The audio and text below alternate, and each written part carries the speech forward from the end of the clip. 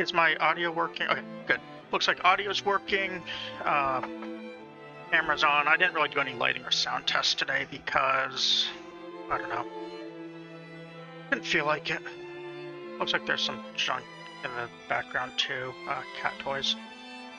Trying something a little different today with my setup so I don't have to reach all the way off to the side for a laptop. Instead I put another one on my desk over here so I don't have to look quite as far. Still don't really have a good two-computer setup. I think I need a capture card for that. And I'm honestly just not going to spend the money on it right now. Who knows, maybe if my channel ever takes off enough, I'll consider it.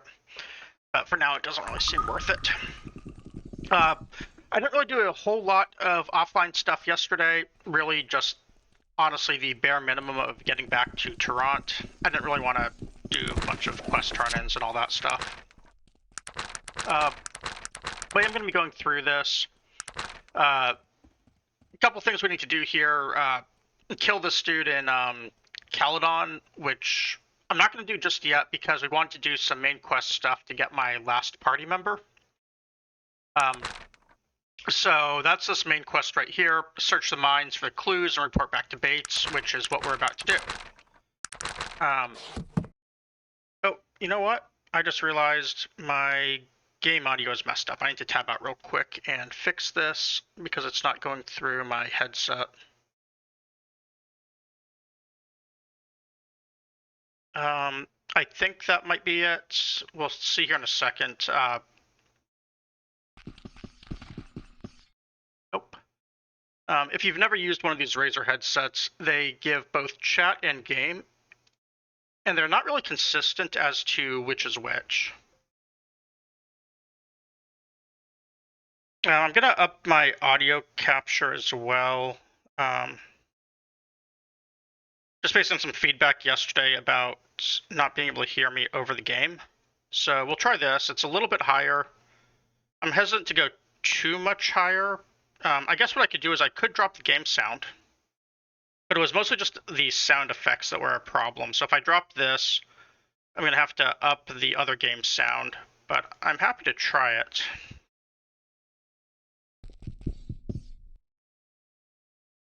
Let's see, options, sound.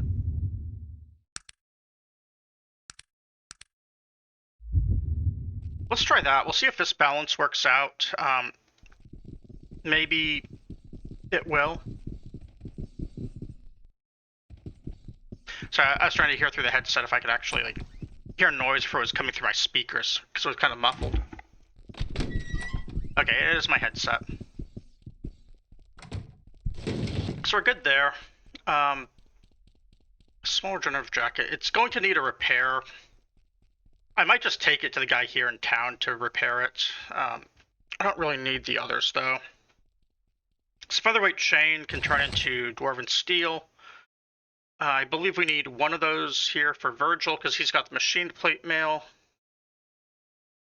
which is actually not quite as protective as the elite plate. I thought that machined plate mail was better, though. But I also don't seem to have the recipe, which I thought came from... I think it comes from the dwarf cities, because I thought it was like these small steam engines I've been buying with the elite plate. Because I bought a few of these. I don't know how many I've bought, but I know there's been a couple. Alright, so we're going to take this with some dwarven plate. Actually, which... yeah, because we need one human-sized one for Virgil here. So we're going to take that and one of the dwarven metals. And then we also need a large leather armor to make into one more ogre-sized plate. I think we grabbed a dwarven ore as well, so we can grab one of these in order to make ourselves a another axe for our new party member in a moment.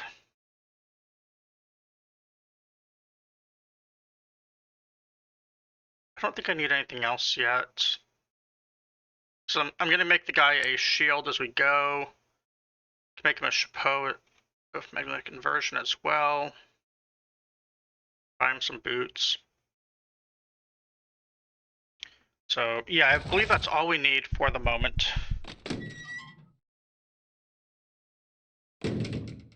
Oh, let me I think I might not have uploaded yesterday's game. Let me make sure that's going on to highlight stuff. So I don't think I did that.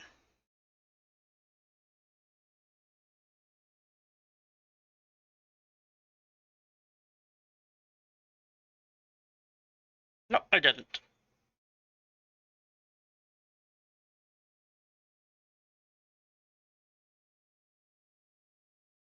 So let me set that up real quick. I'm sorry for being such a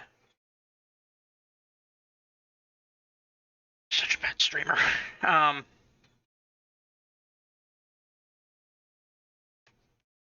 right, got that.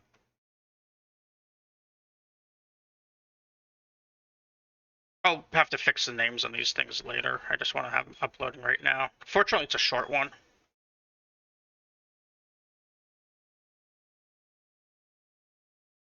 Uh,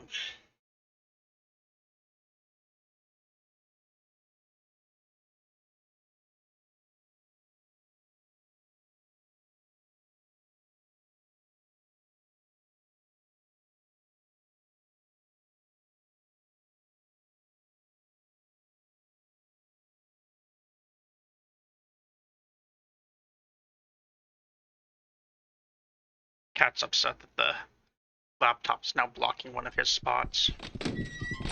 Oh well. He will get over it, I hope. If he doesn't, he'll voice his displeasure with me, I'm sure.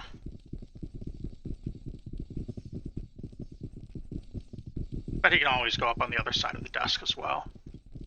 Sometimes you see a little chair in my background, and that is his chair, former gaming chair of mine, that he gets to sit in and sleep. And also use a step stool to get to my desk.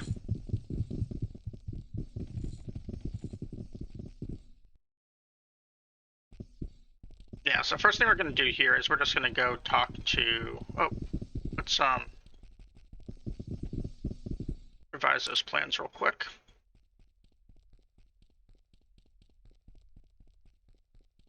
Who had the Dwarven Steel?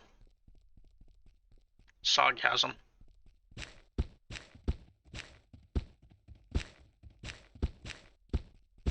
We're going to pass some items here over to Magnus.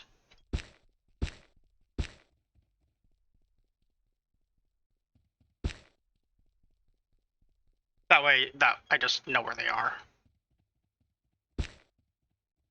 As with my laptop here, it actually crowds out where I put like water bottles and coffee and stuff, and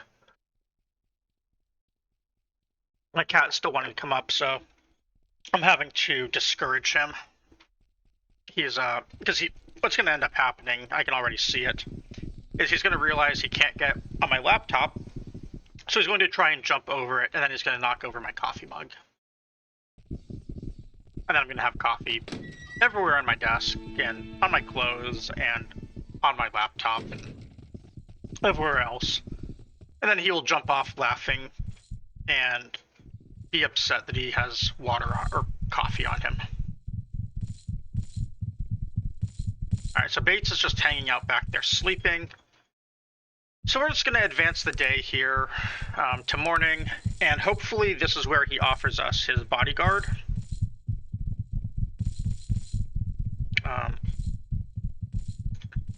So we'll try that in just a moment. I'm going to save before I do the dialogues because I want to make sure that if we don't get his bodyguard here, that we can just go back and worry about it later. Like maybe we don't have a high enough good alignment. I think we do, but I've never actually picked this guy up as a party member, so I want to make sure I don't miss what I need. Tell me, what news? Alright, so what news? Well, the dwarves are banished. Oh, something in my eye. I think it's an eyelash. Sorry about that. The dwarves were banished to the Isle of Despair because, For the sake of the gods, out with it, man! well, their irresponsibility allowed their technology to spread to humans, or your callous betrayal and theft of their technology doomed them. I kind of want to soften the blow. There's no reason to be a jerk to this guy. He's rich. He's going to give us money. And his money can buy our friendship, as it typically does. So, he seems taken aback a moment as he considers what you have told him. By the gods, it is as I always feared. I doomed them all. He is now sobbing openly. What have I done? My youthful impertinence? Here's some gold for your trouble. He attempts to compose himself. While choking back some more tears, could you do something further for me? We could haggle the money, but whatever. Would you like me to go to the Isle of Despair? If you would. I know I've already asked much of you, but an old man needs to put his mind at ease. So we're going to be picking you, of course, but let's get some, exposition. What is the Isle of Despair? The Isle of Despair is a penal colony, extremely dangerous. The criminals are unceremoniously left on her shores to fend for themselves against the elements and the other inmates. I would be indebted to you, of course. Well, I mean, of course he's going to be indebted to us. That's why he's paying us. So I'll do it, but how do I get there? Or will your indebtedness run to more than 300 gold this time? That's a good way to put it. I'll do it. Go to the docks at Ashbury. You can find it on your map. Ask around for Edward Teach, a crusty old salt. He is in command of one of the boats that I use for special jobs. All right. And he will take me? Can this man be trusted? I trust him implicitly. There are rumors of a somewhat less than virtuous career on the high seas, but he's a good man should a difficult situation arise. The guy's named Edward Teach. So, for anyone who lacks a surface-level knowledge of history, Edward Teach was actually a pirate, also known as Blackbeard, and if you're a fan of One Piece, an awful villain. And Teach was he was a rarity among pirates. He was actually an intellectual. He was one of the few that was literate. And as rumors go, he didn't actually get in very many fights. He mostly relied on scaring people with an appearance of being just absolutely insane. He would light firecrackers in his beards, carry a whole bunch of guns. In fact, I think he'd hold 6 of them. If you've ever seen a pirate who has a bunch of guns strapped in front of him, it's inspired by him. And anyways, what he would do is they'd capture things, and he would usually just viciously kill 1 or 2 people in order to spread his legend, let everyone else go and tell how awful he was. But for the most part, he was just a regular pirate who saw the value of being scary. Or if you want to go with the One Piece route, a pirate who, without spoilers, final villain material. Alright, so that is reassuring. I'll wire ahead to tell Teach to expect you. Chukka here is quite beneficial to have around for protection. If you're interested, you might be able to persuade him to accompany you on your journey. So do you have time for a few more questions, or thank you for your generosity? We are going to try and persuade Chukka. Of course. What do you wish to ask of me? We don't want any of those. Let's talk to Chukka. Extremely large ogre grunts at you. Erg. What say, old boy? Fancy to join up with me?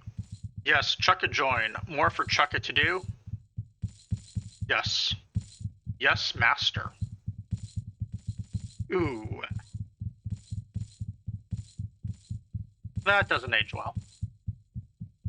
Given the racial allegories in this game, I don't think if they were to ever remake this or make a sequel, yeah, you can't have the ogre sang master. Alright, so I'd like to know a thing or two about him. I can also just pick the character sheet, which is what we're going to do here. I believe he's a pure melee dodge by default. Yeah, so that's actually what we're going to leave him at as well.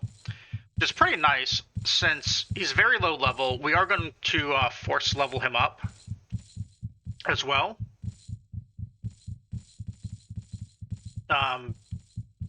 And he's basically going to be very similar to Sog.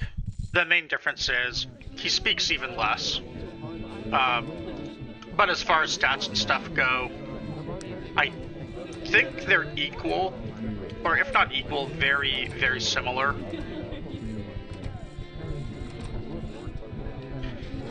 Half ogres and ogres are essentially the same in this game, since you can't actually play ogres as a playable race without some mods. They might have a couple restrictions on what items they can use, but I think half ogres have all the same thing. Alright, my cat's being very insistent on coming across. Let me grab my coffee here so he can jump over. And, you know, we're going to adjust the webcam very slightly because I want him to be on screen if he's going to be over here.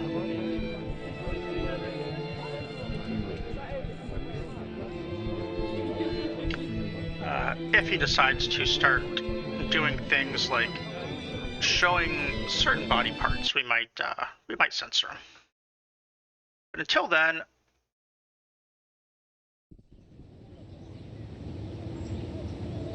he's just gonna sit there and be a cat.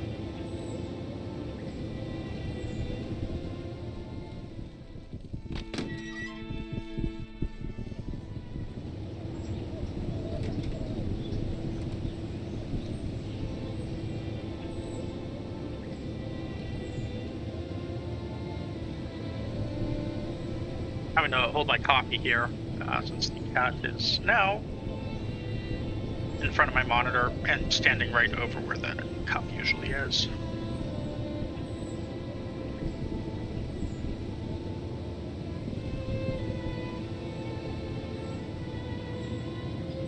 What we need to do here, first thing, is get a piece of large leather armor, which is what I'm running around for. I also need a quality iron shield, large leather armor. We're just gonna sell gems to make room for these things. We have so many. So there's our armor, and then we need this shield.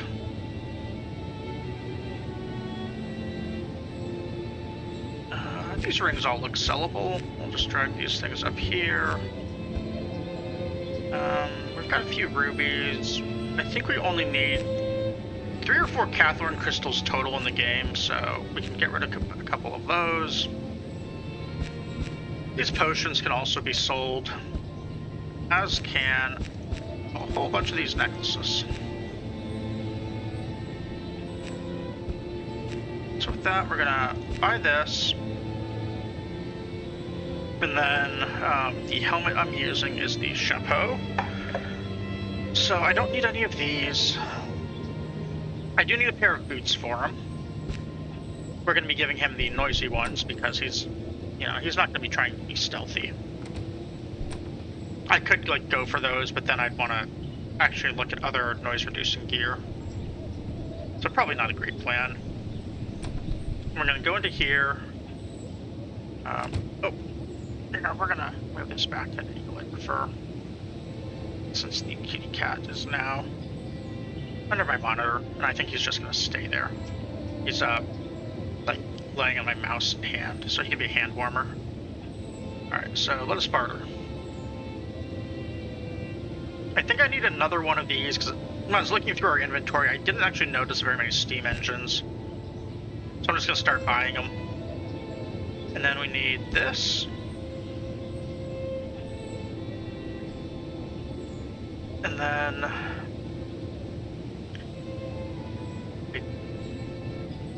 We need an electrical harness.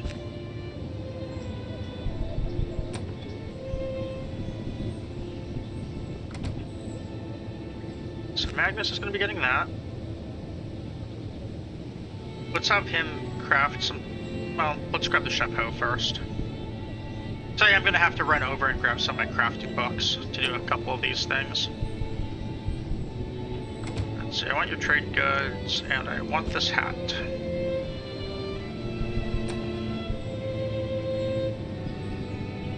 And I think we have the items for healing as well over in our bank, so we're just going to stick with those.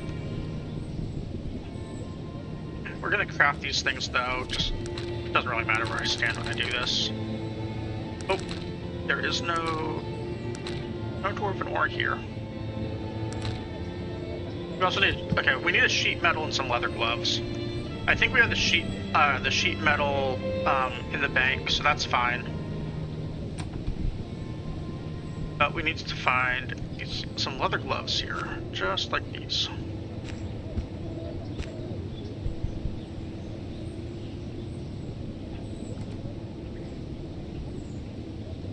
Our other option, if we didn't want to go with the chapeaus, would be the goggled helmets. They are a bit better stat-wise. They add some perception as well. But perception isn't a stat that any of these characters actually care about. And so I'm just going with the chapeau because they're a lot easier to make, and I think they're actually better stat-wise. I don't remember. Taking down in case we need it. I forget if I grabbed one before. I also already have a lot of dwarven gauntlets that I apparently made previously, so I guess I don't need those other ones, but we have them. This educator guide is going to level us up later, or level everyone else up, like Chaka. I'm just gonna carry it on me. Yeah, so here's a goggled helmet. 6 AC, 9 damage resist, 3 perception. Whereas these are just flat 20 damage resist.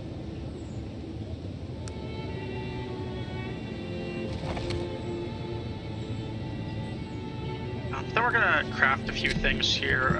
Virgil is going to be making our chapeau. So you can have this and this. Then someone here is carrying dwarven ore, I'm pretty sure. So I remember looting it.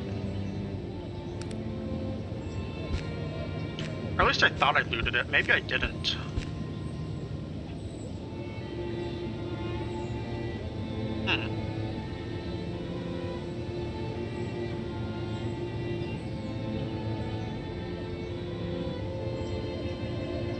Okay, so I either threw it in this container already, or I just didn't grab the component to loot.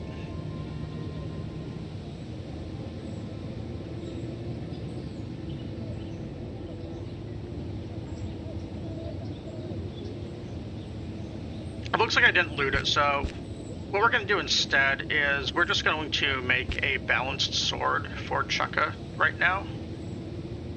We should have some Hilton guards here that he can use.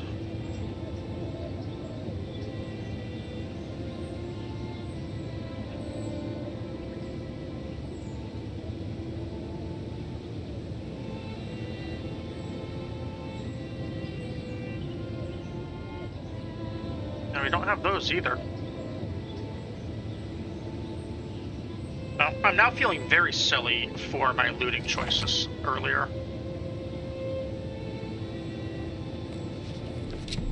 It's okay though. We'll get him a weapon, and he can always upgrade later. The stats are really what matter more than anything else.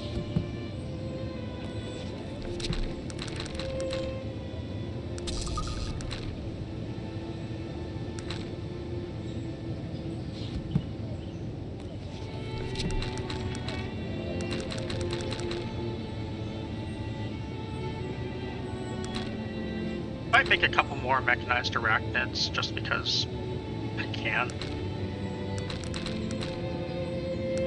Alright, he needs dwarven gauntlet materials as well.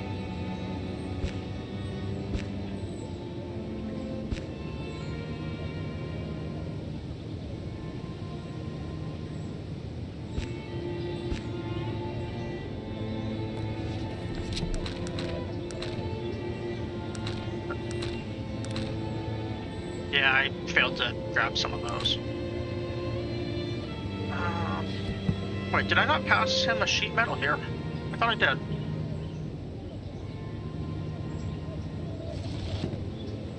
And I'm losing it with what I'm grabbing and what I'm not.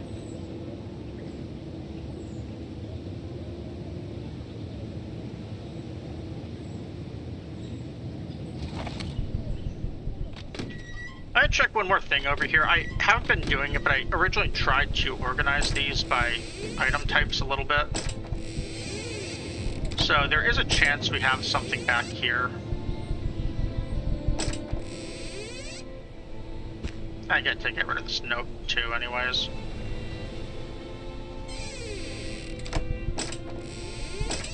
Okay, yeah, I didn't organize any of that. I do have like healing items in this one, which is I guess the only one actually organized.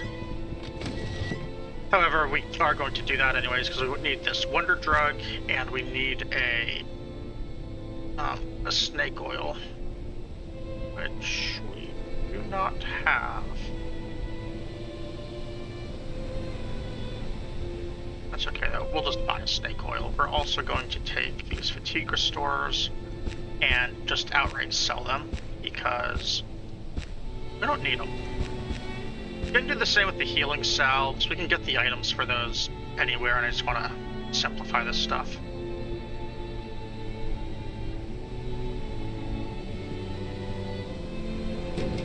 Anyways, Magnus is going to be getting this, and then schematics.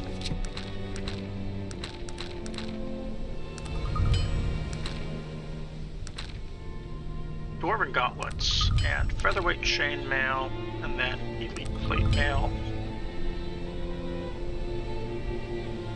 I must have just made a second copy. Okay.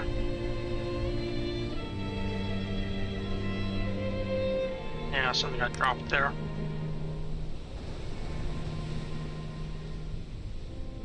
Alright, Magnus, let's trade.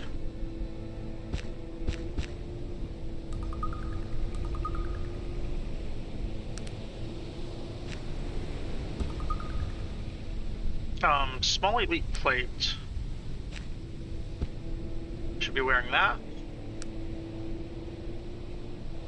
And I need this in my inventory. It's a 5x4.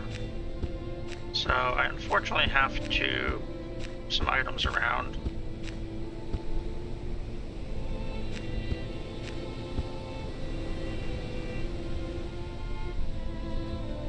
And pass this over. Double check. Yeah, he has an elite plate. Shotgun now has an elite plate and some metal boots. And it's a chapeau and dwarven gauntlets.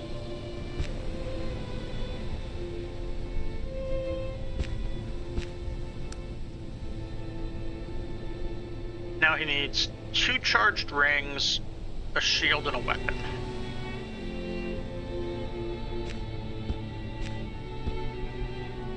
How can I help you? And Magnus is holding those items. So here's our other medium elite plate. This one is going to be going to Virgil. We're just going to get rid of the machine plate mail for the moment. The elite is actually higher armor, it looks like. So I don't remember what the machine plate mail does. It must have some sort of hidden stat bonus. I'm going to look it up real quick here.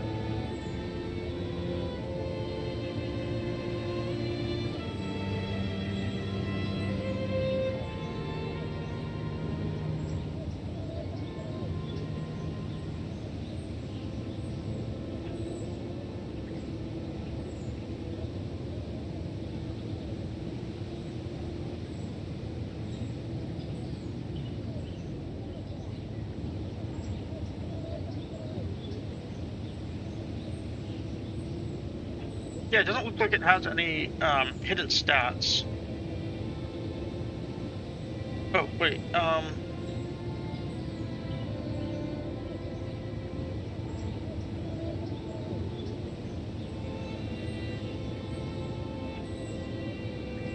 Okay, so the one that you find on NPCs and in chests and stuff is different from the one you craft yourself. I think the ones you craft yourself, it looks like have the strength bonus, which is what they give. So we can actually test this real quick. Let's check Virgil's stats here. 17 strength, and if we give this to him, oh, he now has 20. So okay, so it does come with a stat boost. And in that case, I'm going to not have him use the elite.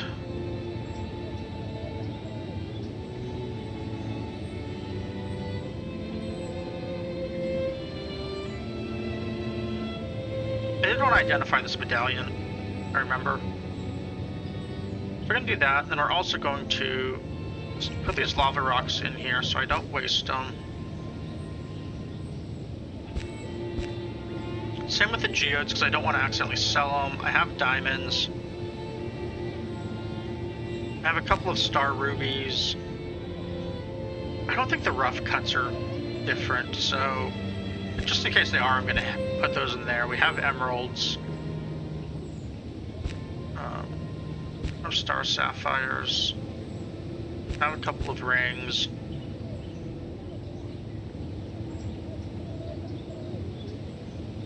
We're gonna sell these goggled helmets and these boots. Metal shavings we can't sell, but we are gonna trash them. We do have 2 bone daggers, so that's good. Only 1 Litani. Might have to pickpocket one of these. It sells on a tech only or a magic only vendor, and I'm too technology oriented now to sell them. Small springs and metal cans I'm going to get rid of. In a normal game, I would not do that, but with the vendors being what they are, I have real no reason to hang on to them.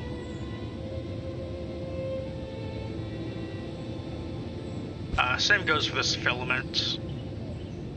And these electric lights. I really have no desire to make the stronger helmets that they provide. So we're just going to sell those.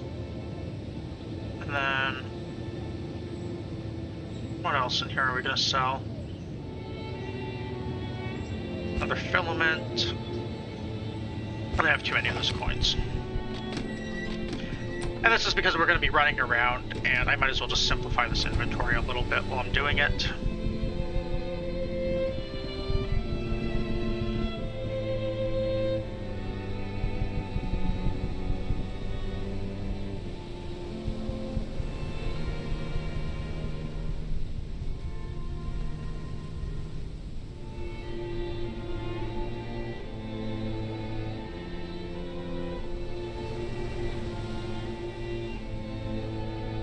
We're going over to this one because she can ID things.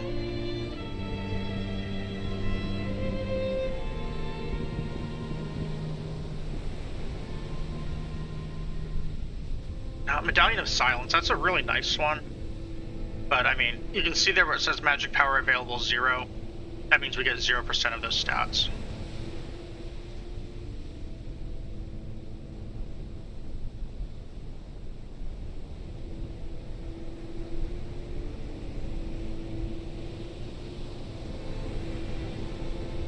Now, we could give something like this Axe of Strength to Chukka for now. He would actually be able to use it, since he's not really tech aligned. And in fact, I might want to consider doing something like that for some necklaces if I come across good ones. For the middle of the road characters.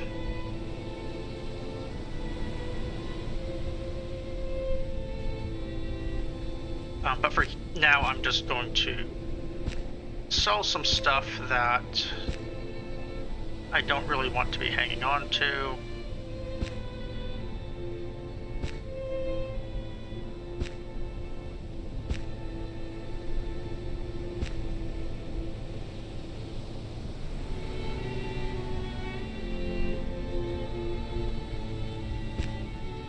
And we ran her out of money.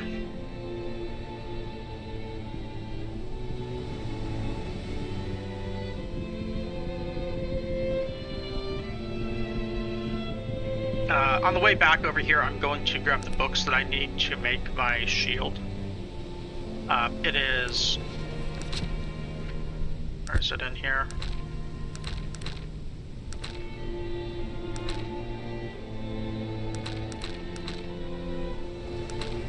This, the electrical harness, and this. I need electrical 70 for it.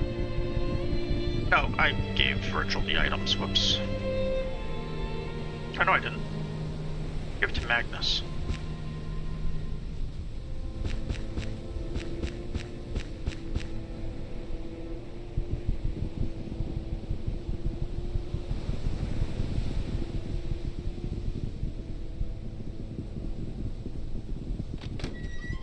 So for 70, that means I have to grab 4 electric books.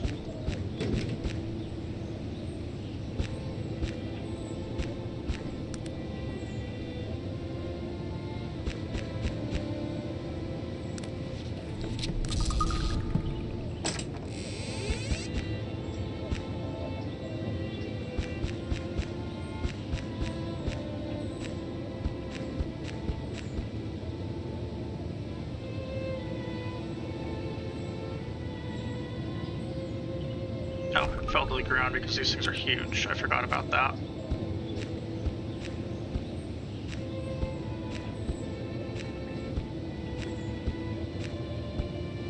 Hopefully that's enough room to grab it. Yeah.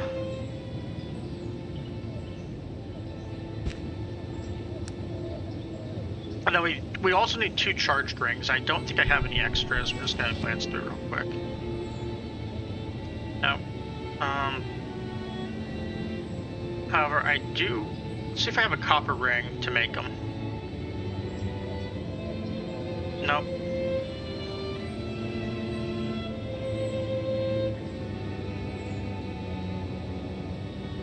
Okay. That's... It's annoying, but not the end of the world. Chukka does have a hammer right now, too. I forget, I didn't look at it, if it's a regular one or quality hammer. I might just leave him with that weapon until we can get him an axe. Or if I see a fine Hilton guard, I will make him a good sword.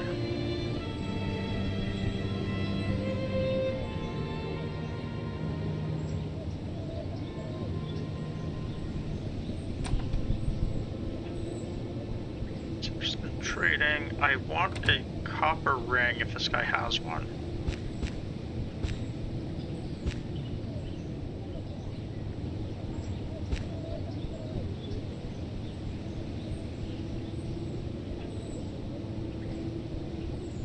He doesn't. However, we can still sell a little bit of this junk to him. I'm pretty willing to just sell off random tech items at this point because we will get anything we need later.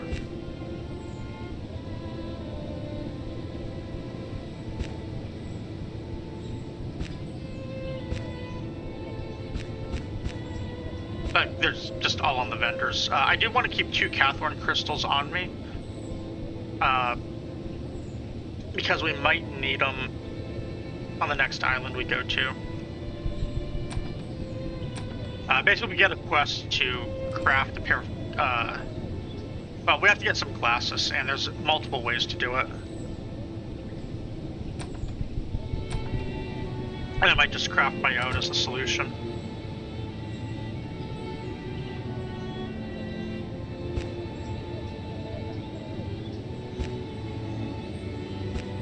Nope, we do have a copper ring. Okay.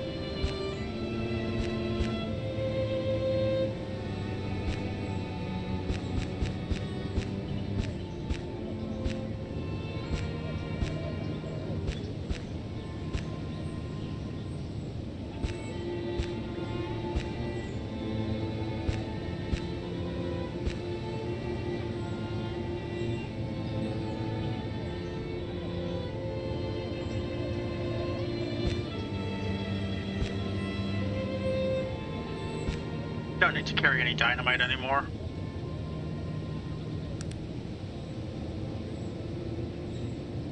And Virgil here is going to be making us another set of rings, and he's going to make 1,000,000 of these things. which...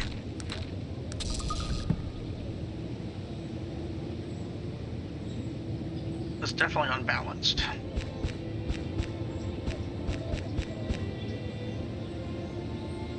But I guess, like, we've already paid the character points, so it's okay. Get rid of those.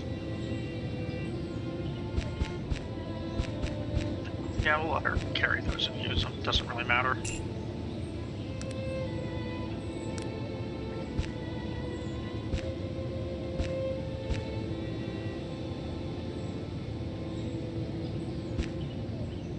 I was scared for a second that she would actually use that wonder drug on someone. Oh, this explosive grenade was supposed to be used with the sheet metal. That's why I had the sheet metal. Okay, well, it's really not that important.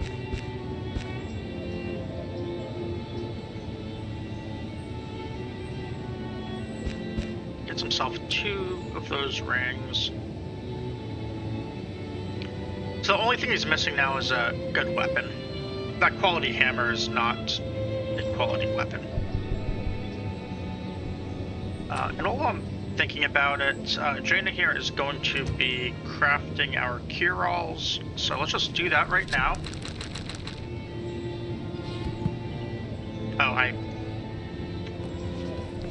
failed to click the button.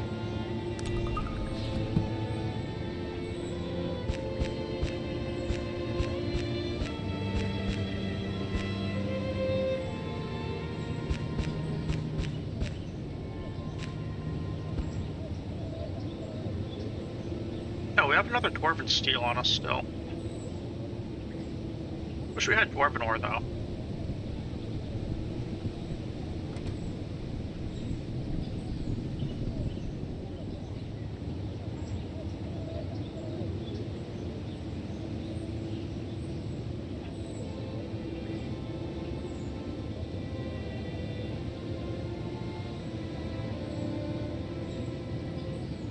Sorry, I just need to check something here.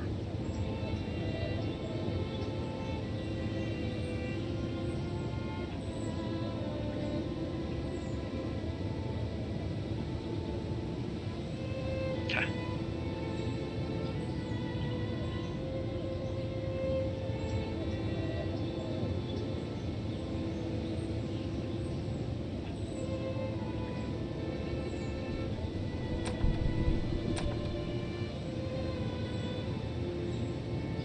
Oh, let me turn my lights down a little. I just noticed it's kind of glaring. I did actually buy myself a third light yesterday. Kind of excited when I'll get it, probably sometime next week. I wasn't going to, and then it was kind of an impulse thing because I had to buy some other things off of Amazon. So I ended up picking up a third streamer light so I can do like an actual 3-point light setup instead of 2 points. I'm pretty excited for getting it. I should have it next week, and then I'll have to mess with lighting a little bit again to see if I can set things up a little bit better.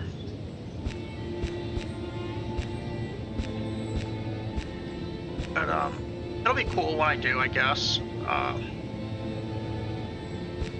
Kind of a fun hobby, but geez, some of the streaming stuff is a real money sink. Although I guess you don't actually need a lot of it.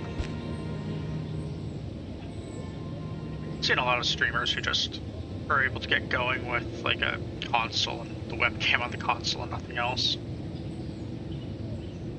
But it's probably being a little impatient with that stuff. Alright, so yeah, I couldn't find an axe or the parts to make an axe, so we're just going to make a sword here for the guy. His swords are pretty good anyways. However, I do have these schematics, so I might be able to consider like making him something else. Like I could do a charged sword here. Or I think I can also do a fire sword. Let's see, I can do envenomed. Pyrotechnic axe is what I wanted to make him, but I can't. Yeah, so if there is a pyrotechnic sword, looks like I don't have the knowledge to make it.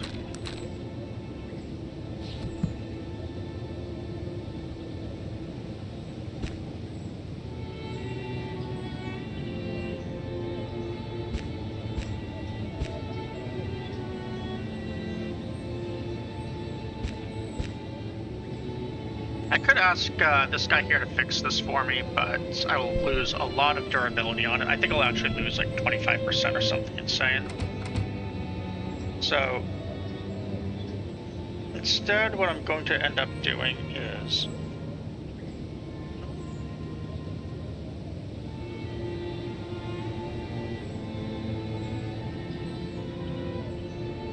Hold on, I think something just happened.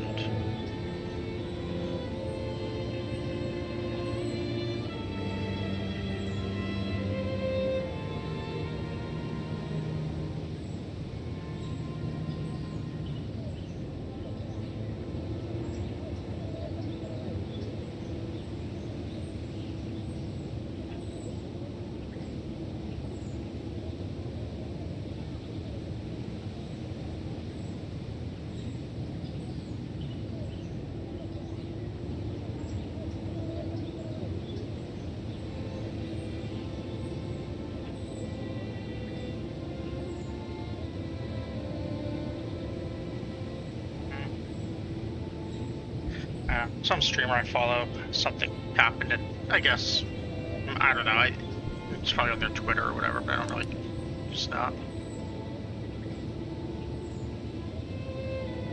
So the only other thing I can do here, I can go for a healing jacket for myself, or I can try and make one more elite plate.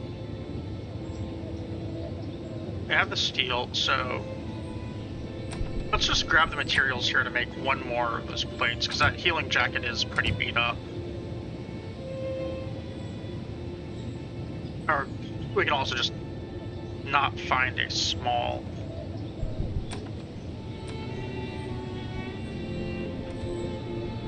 leather. You know, maybe it was in the bank, the small chainmails.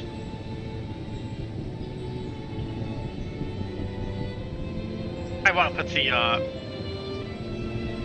this regenerative, or not the regenerative jacket, but I want to put the Steamworks in there anyways.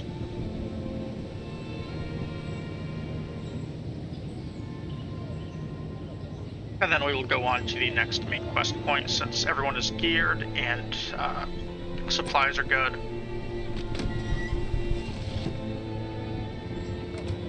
I can also just wear the electro armor.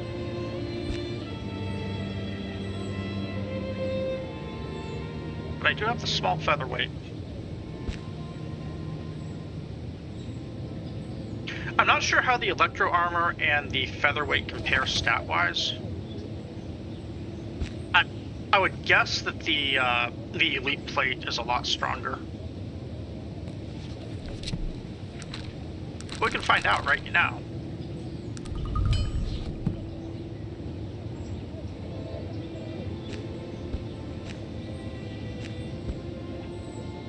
Okay. Electro armor is heavier. Same durability, 18 versus 20 AC. Has less AC, better damage resist, worse fire resist, but comes with electric resist, and noise protection is kind of irrelevant on both. This one gives me 98 protection, this one gives me 104. So we are going to go with this electro armor until we have machine plate, I suppose.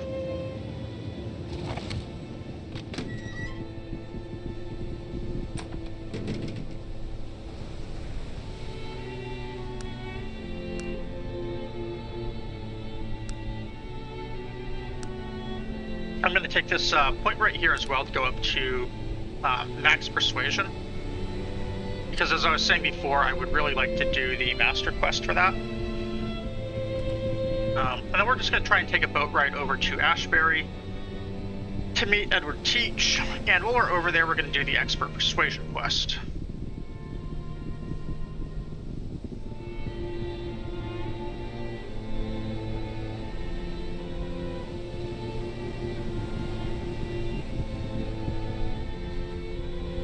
So hopefully this guy will take us so we don't have to walk. Yep, I want to go to Ashbury. These, looks like the locations we can sail to are unlocked by doing parts of the main quest. Let's see. Darn steam rails made sure me ship was of no use to Ashbury. That damnable contraption will be the death of me yet, mark me words. So I can sail from Ashbury, but not to Ashbury. Wonderful.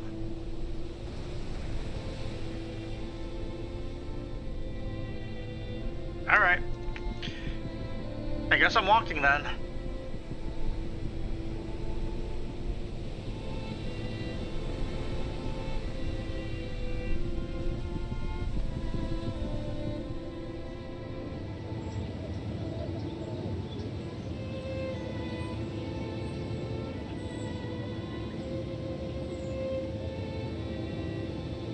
Just before I leave, I want to... You know what? I am gonna repair here. The master repair guy is too far away, so let's repair the regen jacket.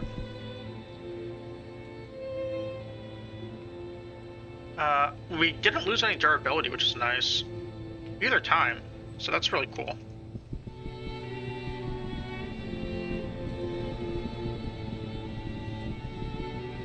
Did have to pay for 2 repairs though. I probably could have repaired like this stuff as well, but whatever. We're not gonna run through a whole bunch of traps and stuff for a bit. Okay. Just double check. Yeah. I do have cathode crystals on me, so we're just gonna walk all the way over here. I'm probably good for like 5 fights on the way if previous stuff has been anything to go by.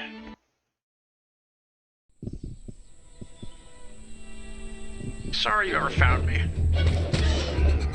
Oh, you know what? I forgot to use the book to level up our guy.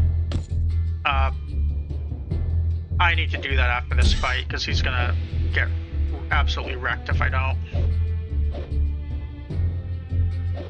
Because he's much lower level than the rest, at just 16.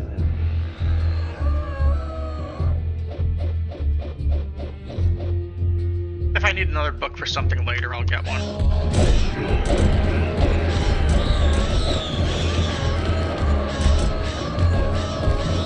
Seems like Magnus is getting himself in a bit of trouble here. I just didn't want to go through the turn-based aspect of all that.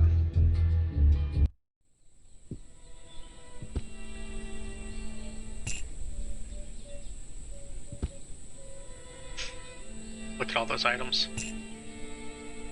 Wow. Alright.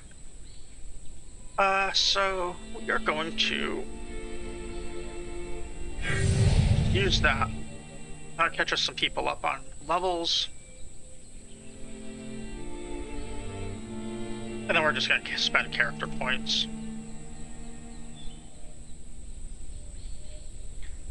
Virgil has 10 points to spend. He is going to have dodge and melee maxed out, of course. I can't take his intelligence higher. I can't take his strength or dex higher. Firearms, pick locks. I could give him a little bit more in tech skills, or I could start putting it all into just hit points and fatigue. Magnus, we're taking his strength to max, his dex to max. Melee and dodge to max.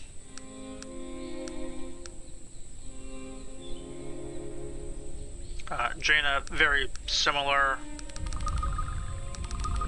Maxing the important stats. We could actually, instead of doing hit points and fatigue, we could start doing constitution. He auto levels, yeah, look at that, 26 strength. So I guess there is a small difference between them. He hits 4 points harder. But he has a major reaction modifier reduction, 2 beauty, 8 charisma, 7 and 8. But 3 in versus 6. His dodge and melee are maxed. The dog auto levels, so he's good. You can see he's already a master of melee. So the remaining points, I think we will be putting into Constitution. It doesn't add hit points. It does add a lot of fatigue, though, which is nice. Makes them regen a little bit better. And when we get, if we can get to 20, it'll make them poison immune.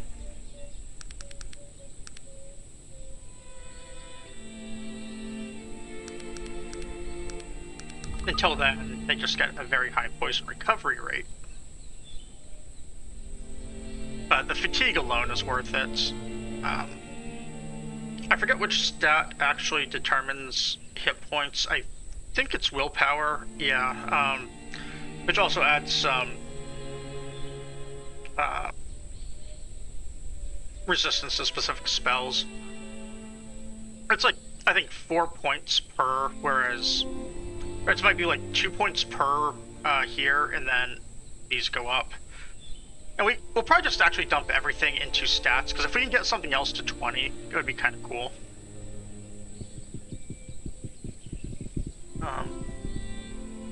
And I just want to check Magnus, because he was getting hit a lot. I want to make sure he didn't lose his weapon.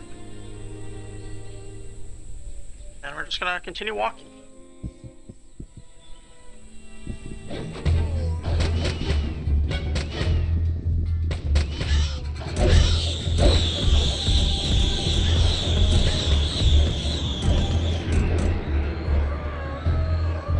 Yeah, half my characters here are just like not fighting, which is annoying.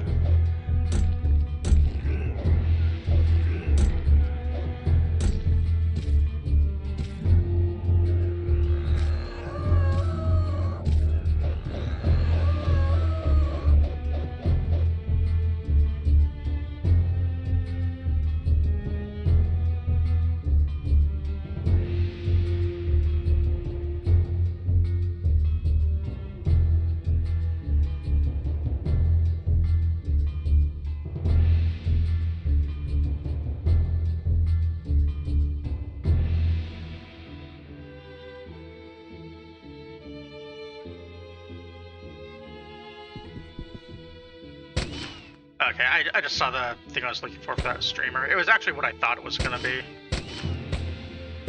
Someone got signed into talent agency.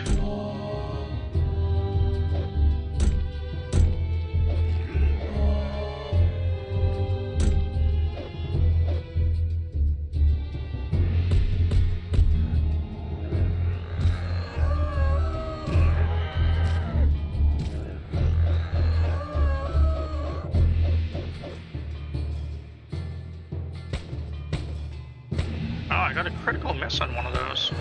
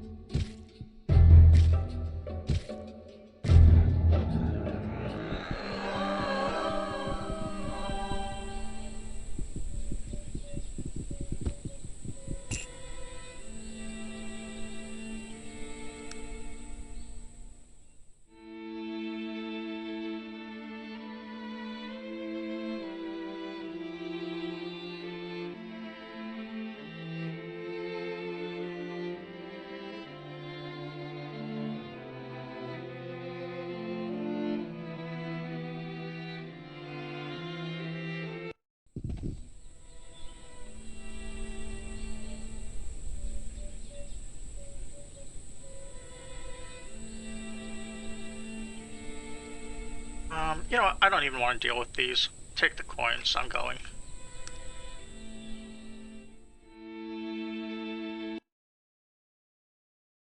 Rather do the main quest stuff and get a couple of zones unlocked. We are going to wait around here, though, till morning.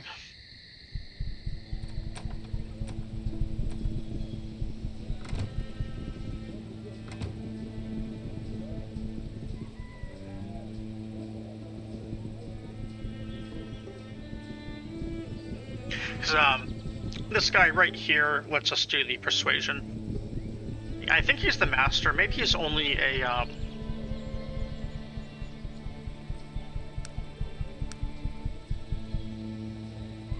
No, expert persuasion was from Madame Lil, wasn't she?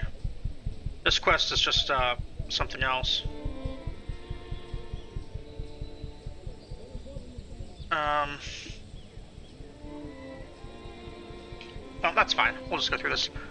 You must be new in town. I don't believe I've had the pleasure of your introduction. You're correct. Oh, hello. I'm Braille. Glad to meet you. Or you're correct. We have not been introduced. I'm just going to say glad to meet you. He seems distracted for a moment before responding. It is a pleasure to meet you. I am Chester Miller, the mayor of Ashbury. You seem distressed. May I ask what may be the matter? A planning meeting is being held to discuss the building of a monument to Lord Beddington, the greatest man ever to come out of Ashbury.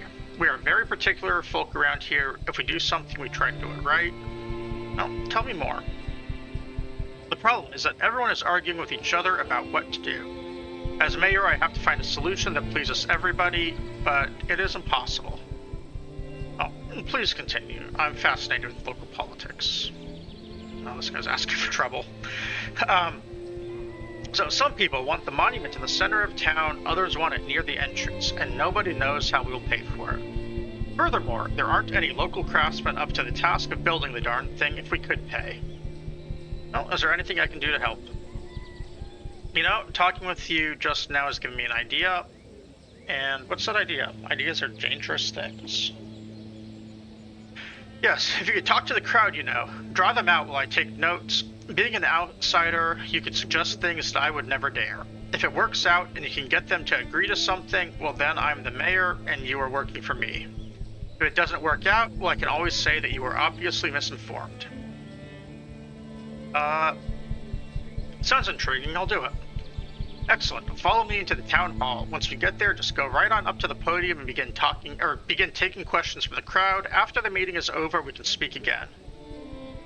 Cool. Well, I'm ready. Let's do this.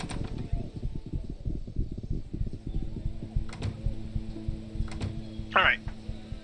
First question. I'm not even going to use like a walkthrough on any of this. I'm just going to try and figure out what we can do. Why should we build a monument in the first place?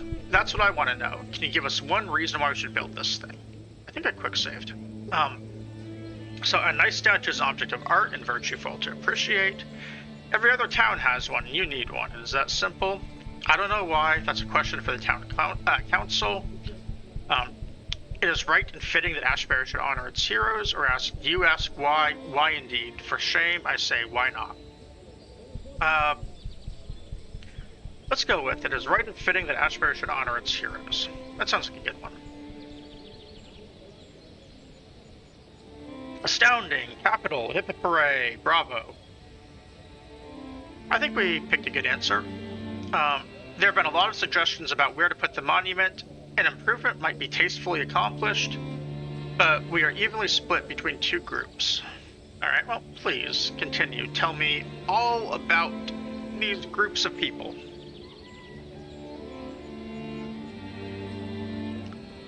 Sorry, I'm messing with the lights. The sun's going down a little bit, so background light's changing. First group says that it should go in the town square. The other says it should go near the town entrance. What is your comment?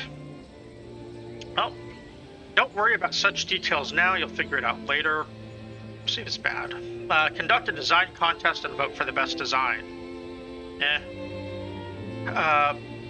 Could both sides agree on a third location? Hierarchical design principles require a central location, or you must decide for yourselves. It's not my business.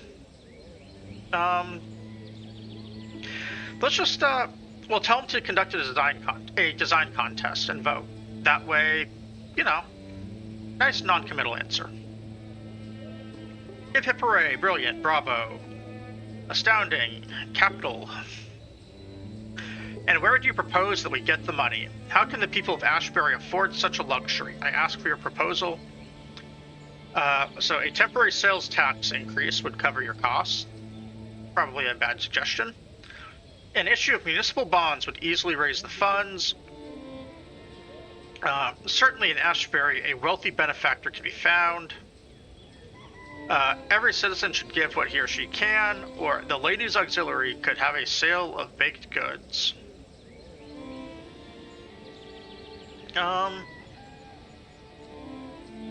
This one's a little harder. We haven't really seen very many wealthy benefactors in Ashbury, and they are kind of aligned with Toronto, so you could, like, beg Bill Gates for the money here. Doesn't really seem like a good plan.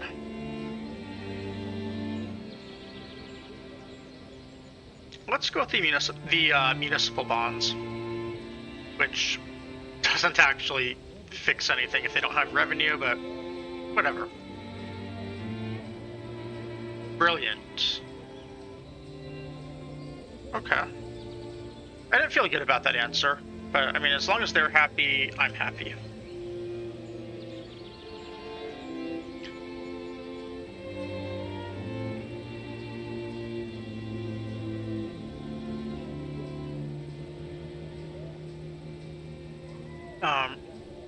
We don't have local artists talented enough to make a fine statue, so there is argument about who should receive our commission.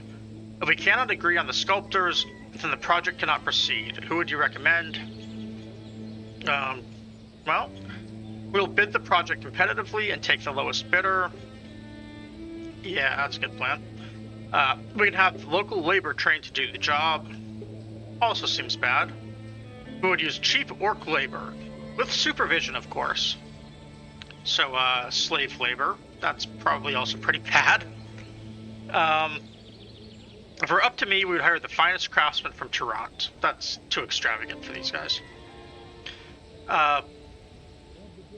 Labor training is probably not great either, so you probably want to bid it competitively and take the lowest. That's like the only sensible answer here. Righto, here. Nicely put. Not a bad idea. I'm pretty full of ideas that are just above the bar of not bad, aren't I? So since the monument is going to be displayed outside, what materials do you suggest using? What kind of statue should we build? A delicate marble statue encrusted with gems with gold inlay. Sounds a little too extravagant. A durable bronze statue, weather treated on a granite base. Pretty classic and tasteful. Probably a metal statue of some kind that will last longer. That seems a weather-resistant steel alloy statue on a granite base. That also seems good. Or a simple statue like all the others that have been made. So, I mean, the steel alloy kind of fits in with the whole tech side of things, and this is a tech-line town, given that it has a railroad. So that seems good. Durable bronze also seems good.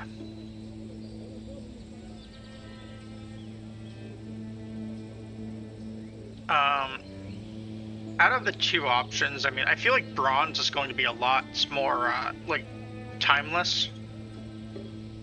But, I mean, you've got, like, the whole tech thing going on here. They have streetlights, electric lamps.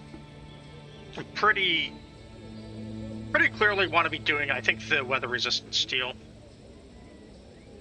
Hip hip hooray, capital, bravo. I think I picked correctly. We wish to honor Ashbury's greatest son, Oliver Beddington, with our monument. However, there is no agreement for the epitaph. Oliver was a great speaker, and one of his quotations would make the perfect epitaph. Which quote do you suggest we use? I don't think we read around enough to get any lore on this guy. That's kind of unfortunate, because we only have one option to pick from. Take an inch and you have a mile. And they walk out on me for that one. But they are saying bravo, brilliant, so maybe we didn't screw up too badly. Like, no issue with not, like, sticking the landing. What's this guy sticking around for? You're very good health. Right. Alright, well, congratulations, old boy. You have far exceeded my expectations. I have never seen anyone with the gift of oratory that you have. Thanks to your commendable performance, the good folk of Ashbury heartily support building a monument. There is still much work to be done, so I suppose I will be on my way. Good day, sir.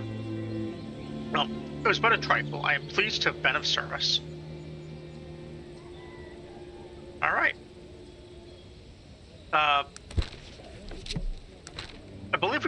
reputation out of that. Yeah, Orator of Ashbury. Because of your rousing speech that enabled the townspeople of Ashbury to finally build their monument, you find the people there to be friendlier to you. No, I didn't really need the reputation increase given my stats.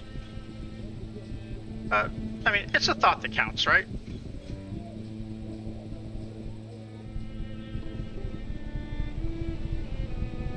I think I need to steal. This is the guy who had the item I was saying I might need to steal. But he doesn't actually have one on him, and I can't talk to him. So what I need to do is pick this chest.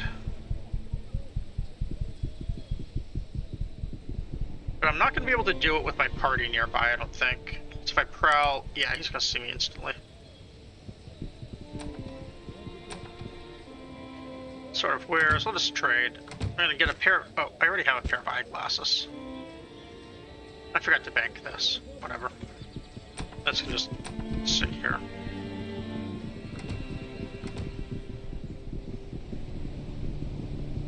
Now we're just going to go up here and talk to old Edward Teach.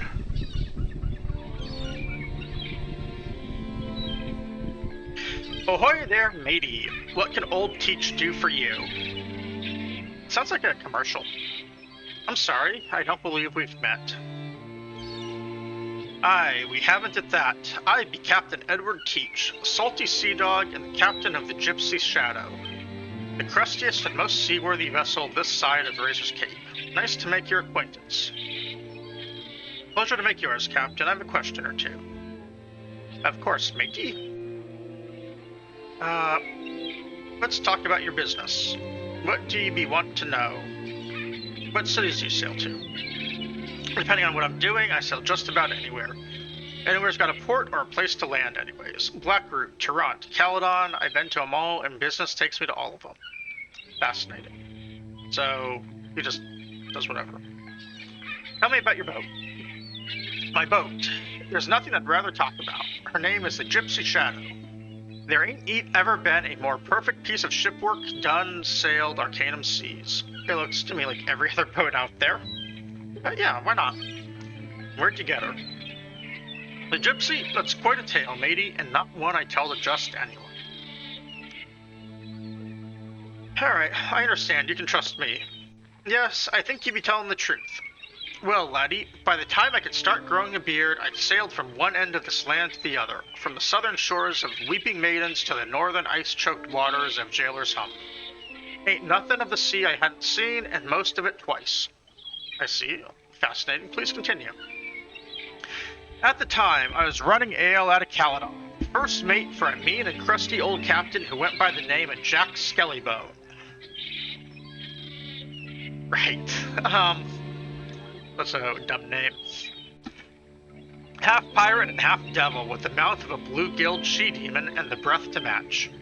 Jack used to drink so much that we'd pray for tailwinds. If the journey take too long, he'd start drinking the profits. That guy sounds like he had a problem.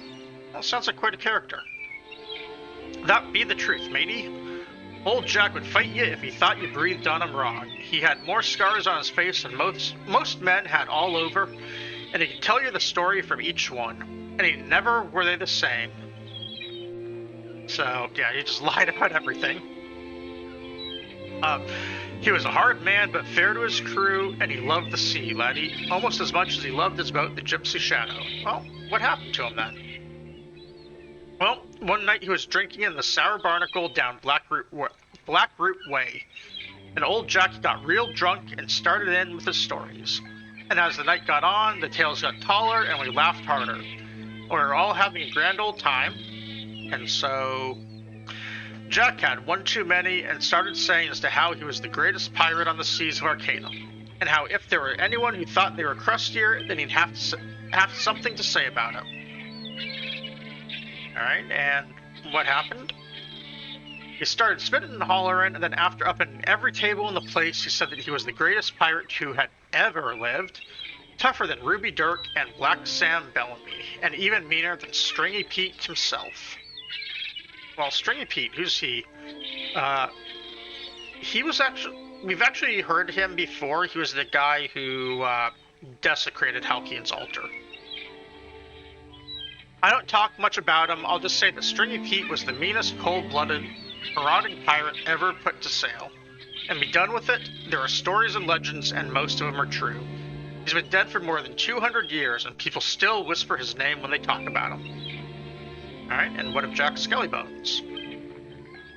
Well, after he said that, no one much felt like drinking after, and we put old Jack to bed. You see, a pirate is mean, but he knows what to be joking about and blustering about, and calling out to the ghost of Stringy Pete ain't one of them. And so, well, a week or so later, we were out to sea, and it was the new moon. So it was dark, and a strange westerly had appeared, and brought in a bank of low clouds, thick as lamb stew, and then we saw the other ship, just resting off the starboard. Silent as death, and as still as if she were anchored. Her sails tattered, her timbers rotted, and then we heard the screams. Screams? Oh, what happened? We found old Jack in his cabin with 2 daggers in him, one for each eye, and a sign of the evil eye carved into his chest. The very sign old Stringy Pete used to leave on his victims. We ran out to see who was on the other boat, but it was gone, attacking the clouds and the westerly with it. Oh, taking the clouds. That's rather frightening. Being first mate, I took command and ownership of the Gypsy Shadow. I've never laid eyes on that other boat since, and I hope I never do. That is quite a tale. Well then, we have a few more general questions.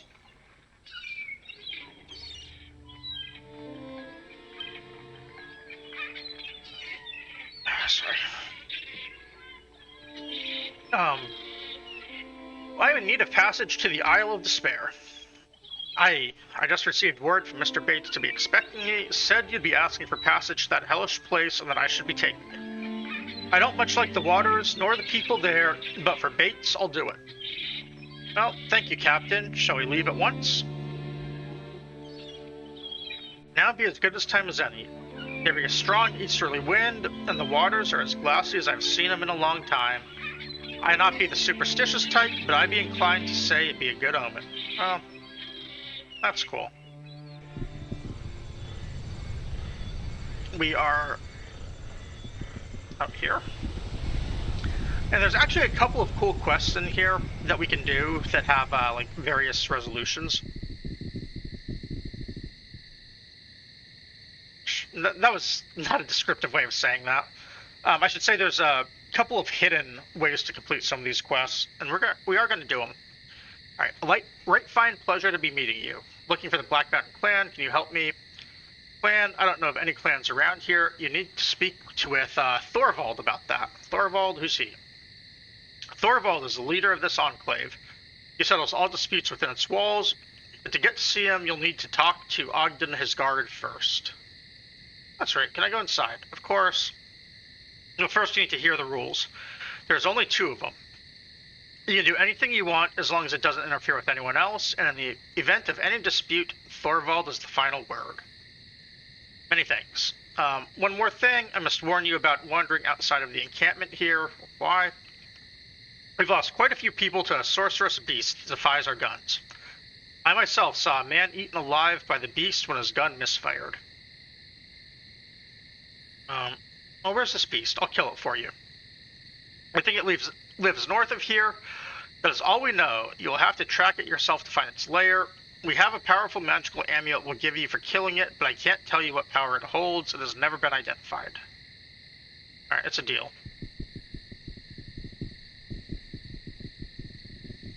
So, this magical beast is kind of cool. He has a, like a world-affecting aura. And what they're saying about the whole like gun misfire thing is basically that aura has so much magic power that it's like countering out technology. I don't actually know if my gun will be able to hurt it. I think it can.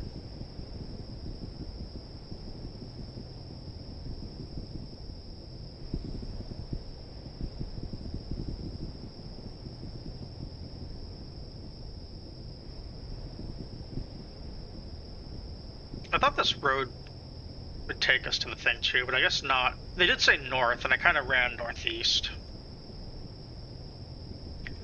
or even east, depending on how the isometric view here is. Like, what actually counts as north? Is it straight up, or is it up and right?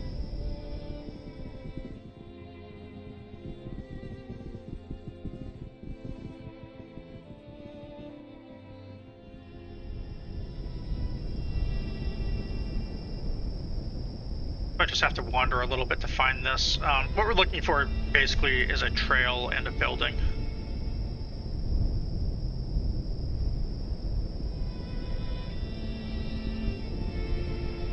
Heard some game noise there, I think.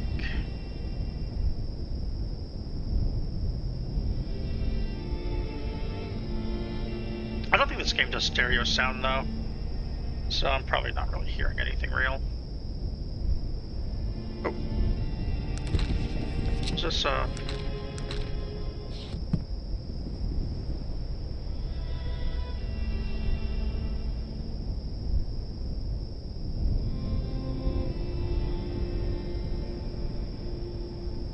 gonna go back south again and try and follow the road a little bit better.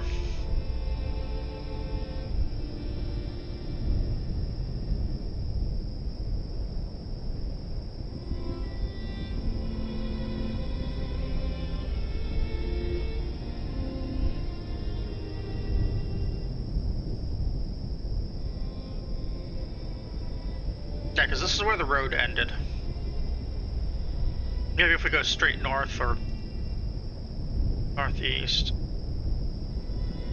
We're all the way at the coast. That doesn't seem right.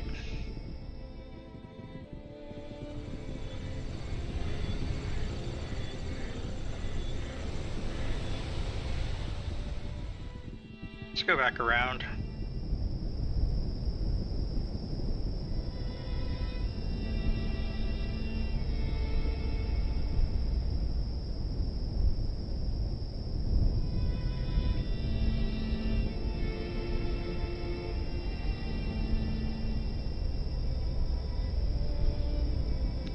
We'll follow the river and see if the coast, or whatever this thing was, see if it leads to what we want instead.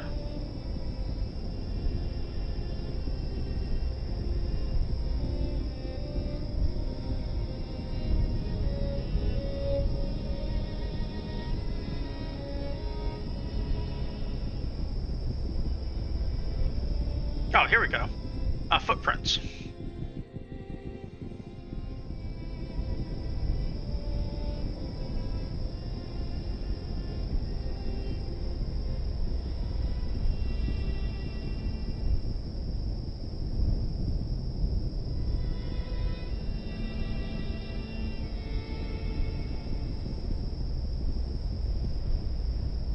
There we go. Temporal Crusher. He does like a... He has, I think, like a Tempest Fugit aura, which basically halves the speed of everything else in the world and doubles his.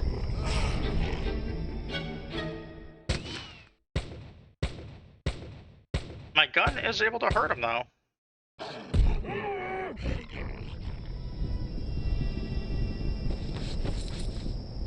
Ring, gauntlets, and a wooden shield. Don't want any of it, but I'm gonna loot it regardless.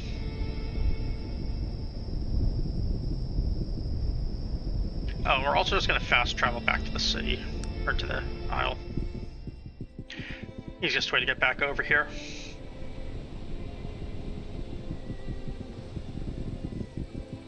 I've killed the beast. Spectacular, our small community thanks you. Here's a token of our appreciation. Alright, so we want a few quests here.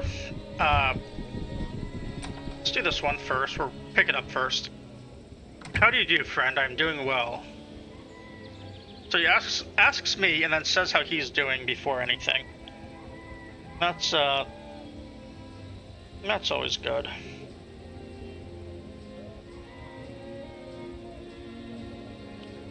And I ask who you are. I be called Norian, out here on the Isle. Nothing more, nothing less. Greetings. What is it you do around here, Norian? I try to keep to myself mostly. When I'm not doing that, I brew a little potato moonshine. Potatoes are about the only thing that will grow on this godforsaken island. Ah. Let's see. Must be quite a demand for strong drink out here. Let's say that again, lad. Not much else to take a man's mind off things. Makes me right popular around here as well. Most of the men come here when they've got something to trade. Speaking of, I might have a job for you if you're looking for work. Sure. It's not a difficult piece of work.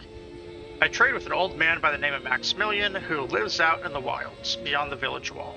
Old Max ain't a bad sort, but dangerous. You know what I mean? I've owed him a jug of moonshine for a fortnight, but with all the men disappearing, I've been scared to go out and take it to him. Oh. I would be of assistance. Well, actually, who's been disappearing? You should talk to the guard at the gate. We have men who go out every day to gather supplies for the camp, and lately a few of them have disappeared. Not a trace could be found, so I've been scared to deliver. Right, so I just killed the beast, so whatever. I'll be of assistance. Well, you're a braver soul than I, if you're willing to face whatever's out there. Old Max might not even be alive, but I don't want to make him mad if he is. If you take this jug out to him, I'll give you a jug of your own. You never know what some old Norian's moonshine is worth. Well, I'll do so in return. That's grand. Here's the moonshine.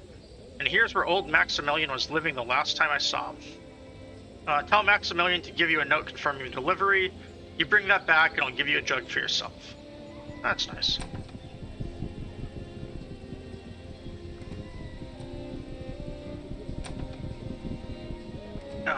No one in here for a quest.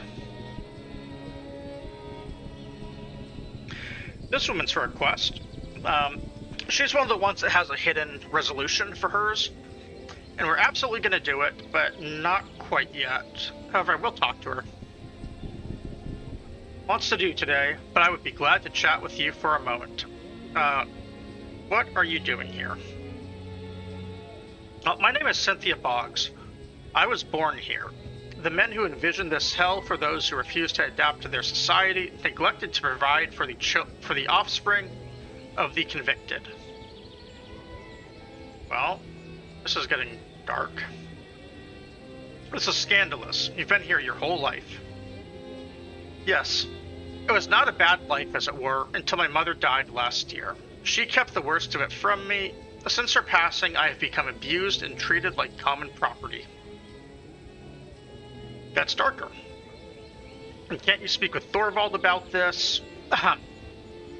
As it should be, women are nothing but property, or yours is a most distressing tale. What can be done about it? I'm going to ask her about Thorvald first. Thorvald will not listen to my tale. He is only concerned with the affairs of men. Women are beneath his concern. He is a dwarf after all. Well, yours is a most distressing tale. What can I do? He looks around to see if anyone else could possibly overhear what she is about to tell you next. There is a tribe of nomadic women on this island who have cast off the shackles of oppression.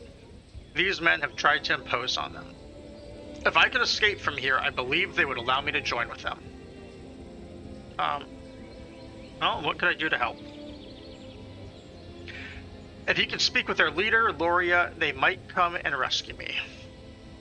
That'd be my pleasure to help you. Oh, bless you. Show me your map. She marks it. Spot, here's the location of the tribe as far as I know. Also, here's a white scarf to wear around your head. If they see a man approaching without it, they will attack. How do you know everything? My mother used to tell me tales of these women when I was younger. She told me to escape and live with them if anything ever happened to her. Well, why can't you leave? I'm not allowed to leave the encampment. I've tried before. But they always catch me. And then the punishment.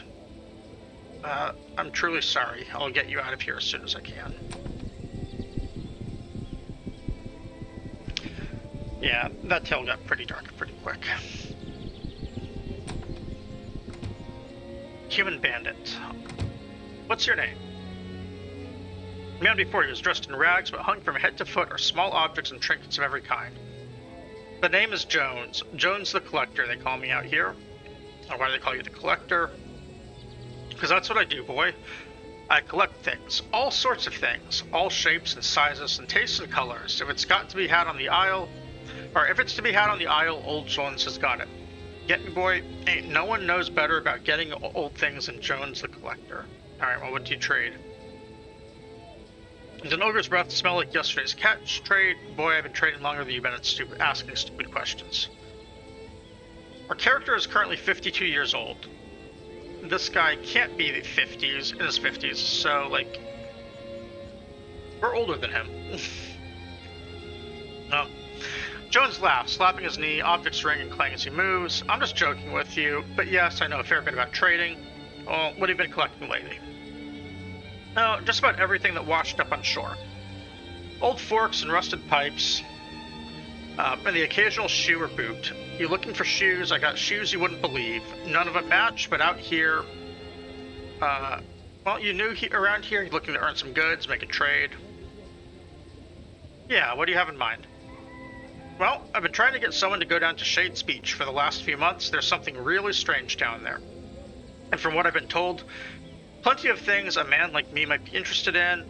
What do you mean by strange? There's a few mage types around here, and they say that just getting within earshot of the place screws up their spells. Something down there that just doesn't agree with magic, plus old Dietrich brought me back a weapon from the likes I've never seen.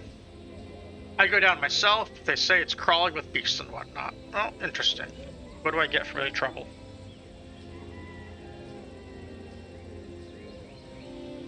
He squints thinking. I'll tell you what. You bring back some objects from the beach, and if you find something good, I'll trade you that weapon I told you about. God knows I can't make head or tails of it. Well, I'll do so in return.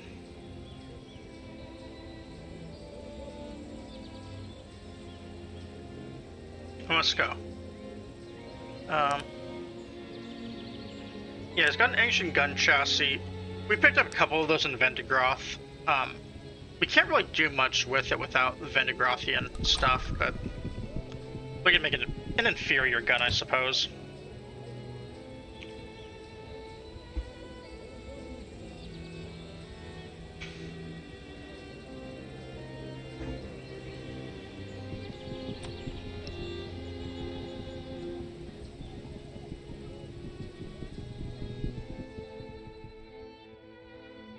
So this place did have potatoes. We do have the lemon still for those lemon and potato chargers, potentially. If only I knew how to get them.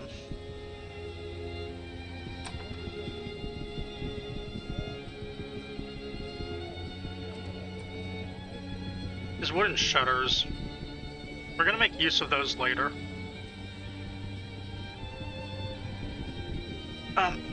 But for now, we're just gonna go right out here and world travel as soon as it lets us, because we have some quest locations to go to. Home of Maximilian, Shade's Beach, and the Women's Camp. Let's go to Maximilian first.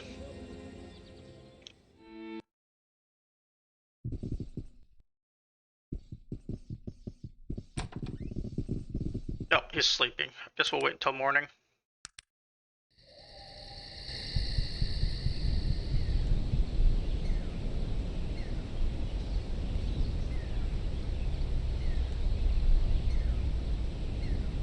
Where did he? Oh, there he is. Hello, and who might you be?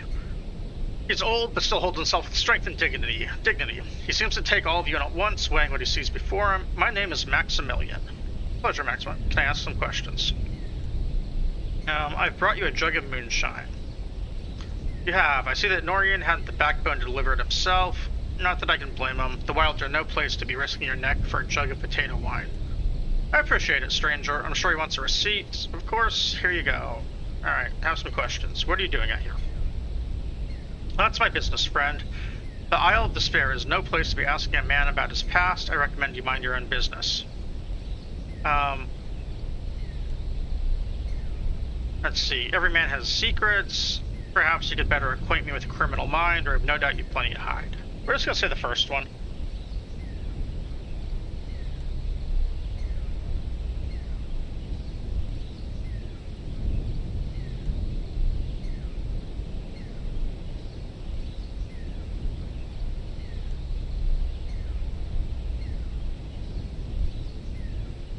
He seems a little surprised. He gives you a shrewd look, making a new appraisal.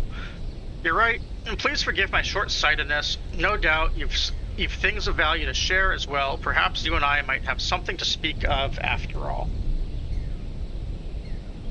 I'd enjoy that. Tell me of yourself. Perhaps now is a good time to tell story, or good time as any to tell stories. Sorry, I have to. Alright. But forgive me if I'm a little weary of companionship. I've spent many years out here in the wilds by myself. Might I ask you to tell me of yourself before I begin? Yeah, we're just gonna tell him everything. He was silent for a long time, then it seems grave times have come to Arcanum, and somehow you've become entangled in our problems. You're a brave soul, sir. For few are those who would do the things you've done. Virtue and valor allow me to act in no other way. Maximilian smiles. You have no idea how refreshing it is to hear someone speak in such a noble manner. There were years I believed that there were no men left in this land who knew what those words meant. Well, I'm sorry, how do I... Alright, why don't you tell me your story? Yes, it is a long past time that someone know my tale. Tell me, friend, do you know anything of the Kingdom of Cumbria, her capital city of Durnholm, King Praetor I? I've been there. I see. Cumbria I speak of was a much different place, far different than what it is today, I'm sure. I speak of a time when Cumbria was a powerful kingdom, when the elves and dwarves would come to her walls to pay tribute to her king, when the banners of the famed dragon knights were a thing to be respected and feared. It's not what he describes. No. There's no doubt that Cumbria is but a shadow of her former glory. The day came long ago when her fate was sealed, the day when technology began to rival magic, when the old ways began to fall to the new. What happened? Did Cumbria resist? Yes, and vehemently. The king at the time, Torin, was a wise and brave man. Sorry, I'm putting on my gloves, my hands are getting cold.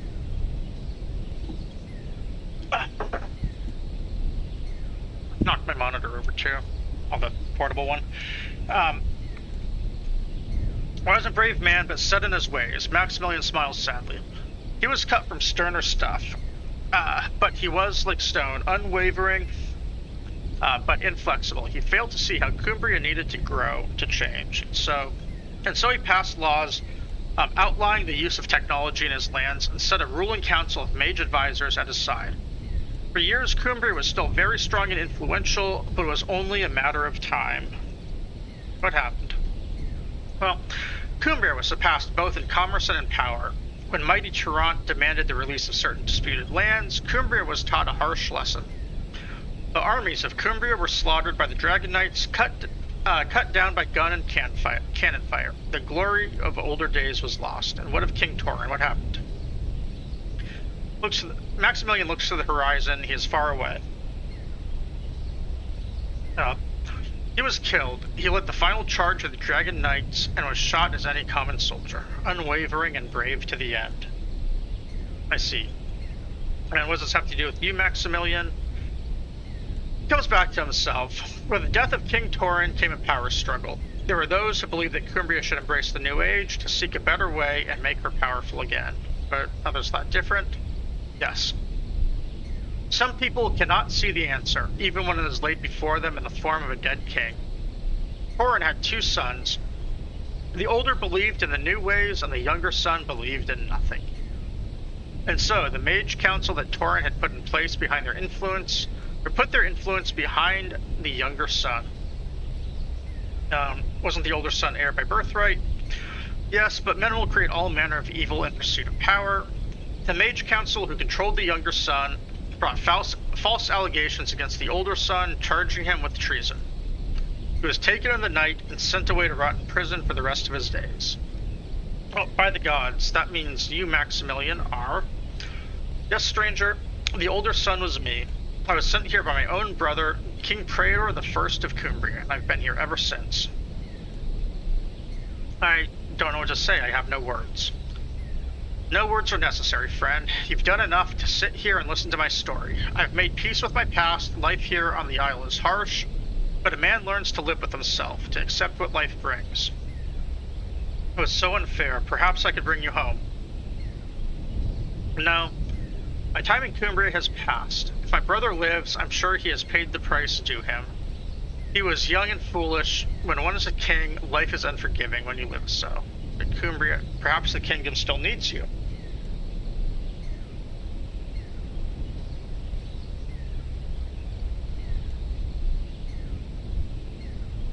He looks at you, then away to the west. I can still feel her, you know. The stone walls of Durnholm, the rolling hills and vales, the trumpet blast of the Dragon Knights marching to battle. I wake up sometimes and I forget where I am. Come back with me, Maximilian. It's not too late. Looks back again. Perhaps. I will ask you this, friend. The captain of the Dragon Knights was a man named Warren Delpar. He was my one true friend. If he still lives and cares to do so, tell him I am here, and that I enjoy once more the pleasure of his company.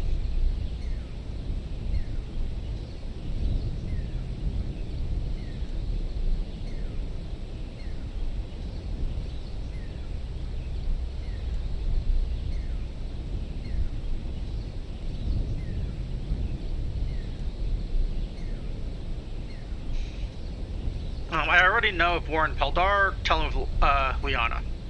Sorrow passes over his face. So, my old friend is dead. He shall be missed, but this Liana, his daughter, you say, tell me what she is like. She's a warrior like her father.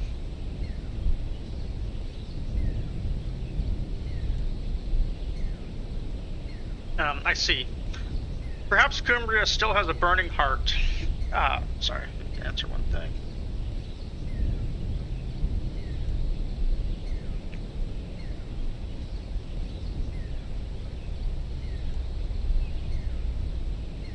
Alright, sorry. Perhaps Cumbria has a burning heart. If you wish, go to Liana Peldar and tell her I am here. Who knows what will come of such things? You see a hard look come over his face, a proud look. Oh, I will, Maximilian, I swear to you. Good luck. So, Liana, we actually met earlier. She was, in the city. And she kind of, told us who she was, but that was about it.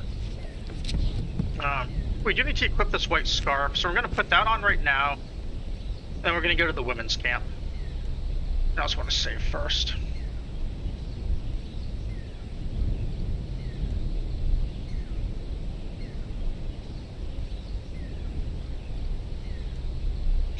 Before I do travel, though, I am going to get myself some coffee and maybe some water, and probably turn my heater on. I'll be back in just a minute.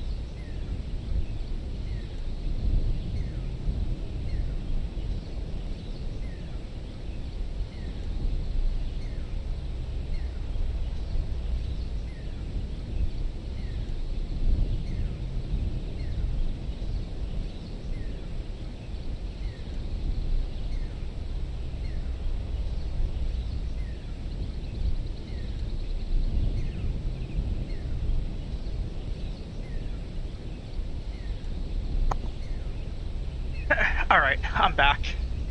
I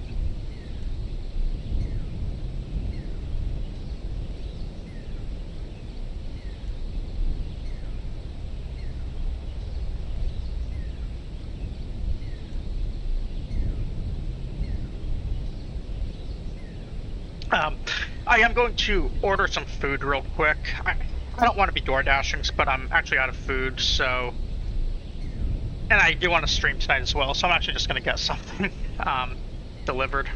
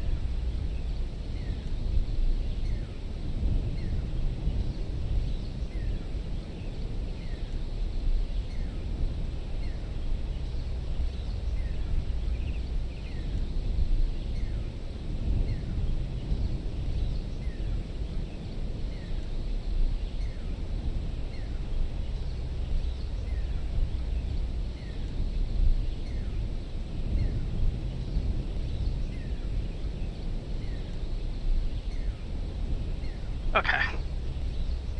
I've now got my dinner coming. I'll probably eat in a bit. But at least until it's here and...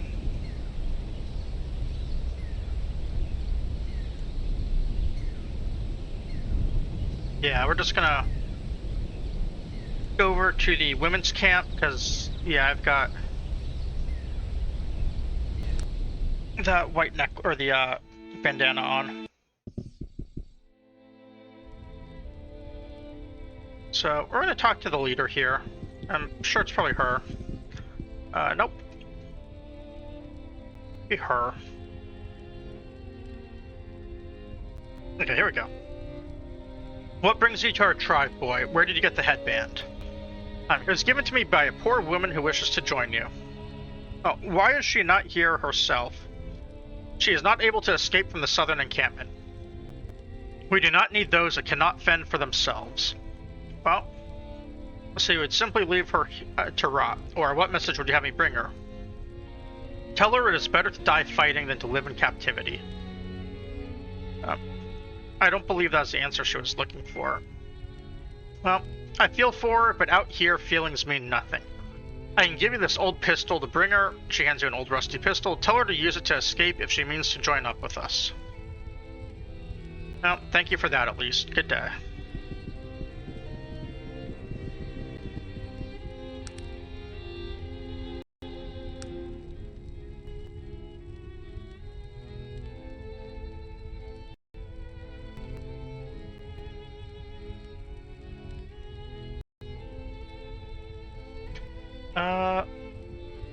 I'm not sure what happens if I attack him. I might piss off my party, we'll see.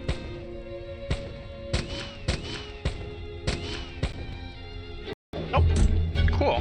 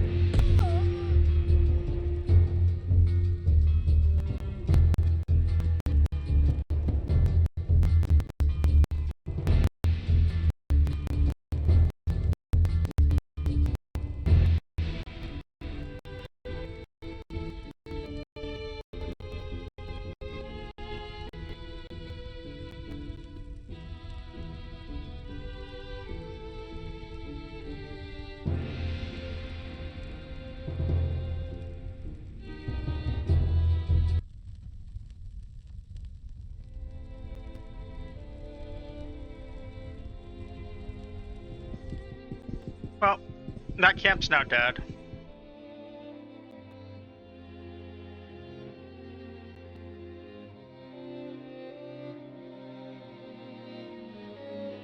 I'm not even gonna bother looting.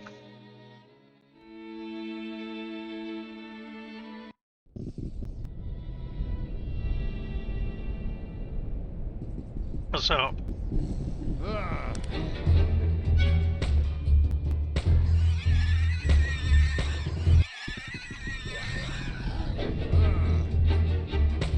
An impressive attack. so what this pling is a wreck of an ancient like tech item.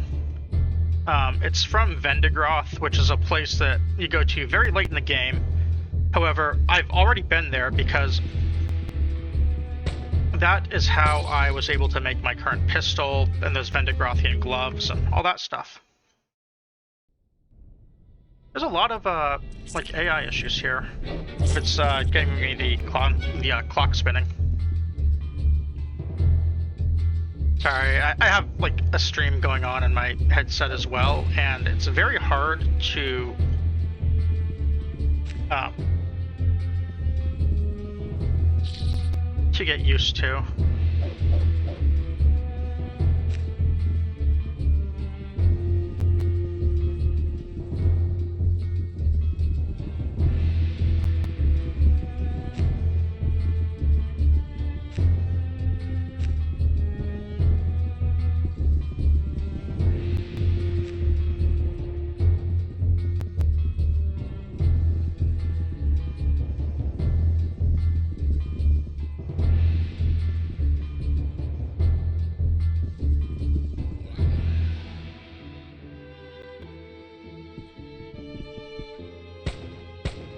That's the way to show those bastards. I mean, good hit, sir.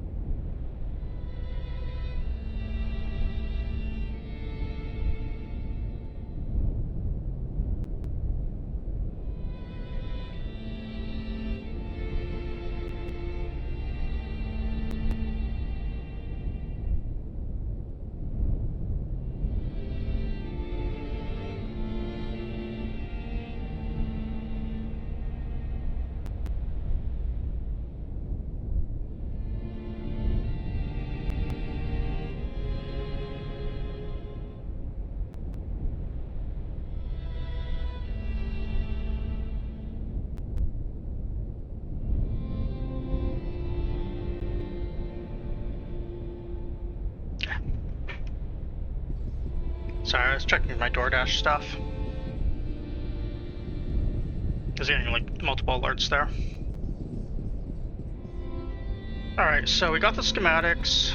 I'm just going to use those because the guy only wanted tech. There's see, ancient looking glass, ancient pocket watch,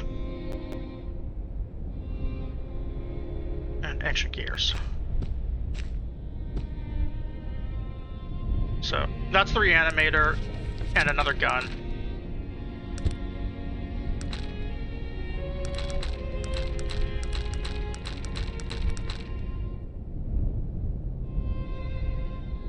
I think this gun is worse than what I'm currently using by a lot, but I'll probably make one just to have it. And then the other thing was this reanimator, which that lets us make these restore lives, basically. It's a cure-all and large capacitor. Pretty easy to do.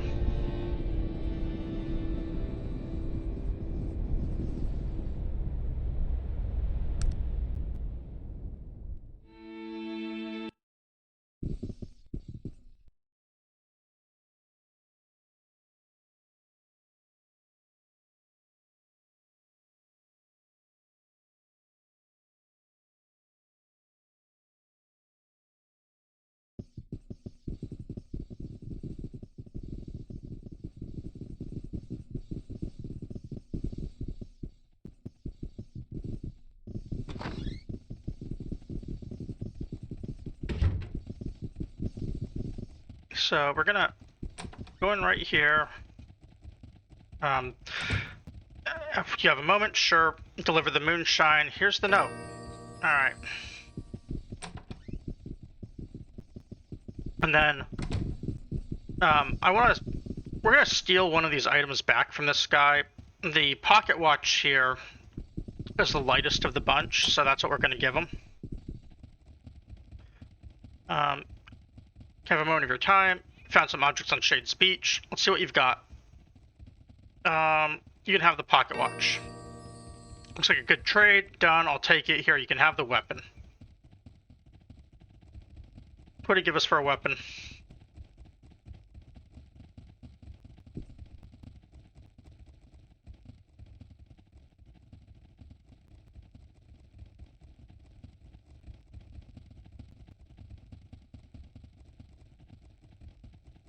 I don't see the weapon he gave us. Maybe it was these gloves.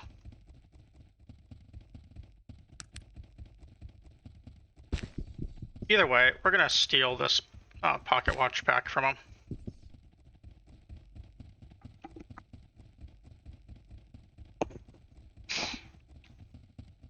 Alright, and then we're gonna talk to Thorvald.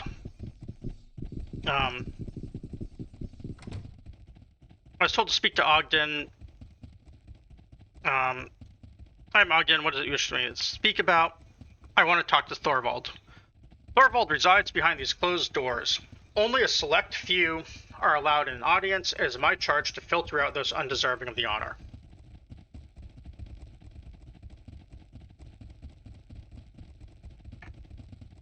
He may be able to help me.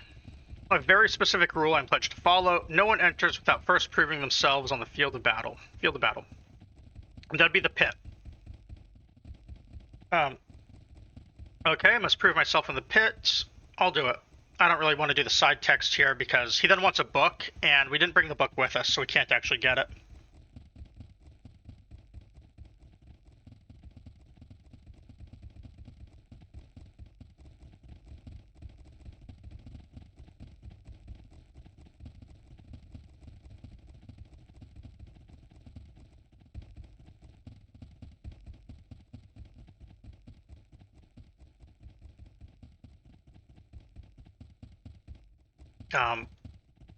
Sorry, I just had an idea I need to write down. Alright, so winning this pit is the only way to get in. I'm afraid so. Who do I see about a fight then? Go speak with Goran, the pitmaster, and he will arrange a fight if you wish. I will. Good day. So we're actually just gonna murder everyone in the pit here. Watch your step there, lad. This ain't the place for a weak spine. Perhaps you better move on. Really? And who are you to think so?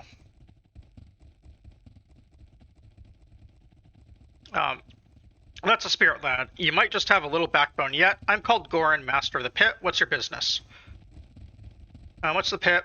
This here be the pit. If there's a problem between two inmates here on the island, this is usually where it's resolved, here or by Thorvald.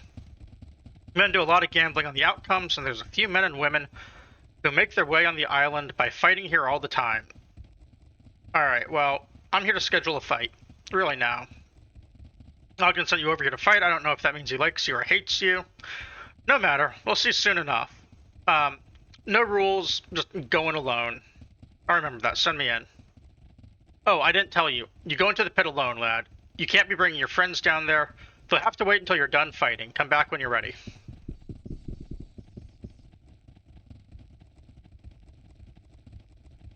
It is done. Sure, I'll do it right away. Alright, so they're all gonna wait. And I'm here to schedule a fight. Send me in.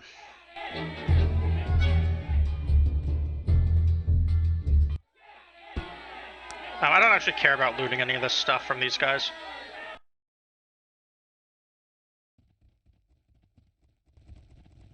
Aren't there any real fighters around here? Go back in.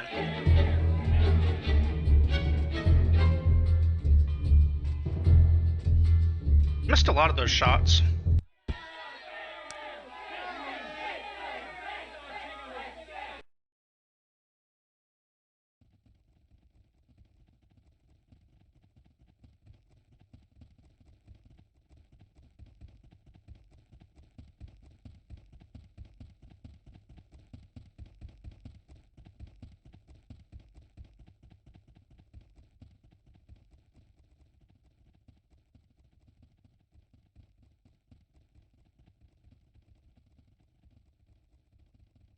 Where's our fight scheduler again? I don't see him. It's like he just walked away on us.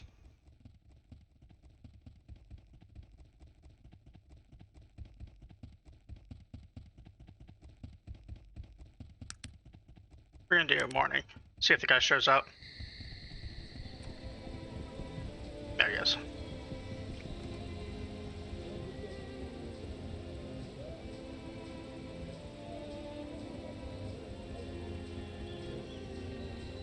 Any fighters left? Alright, going back in.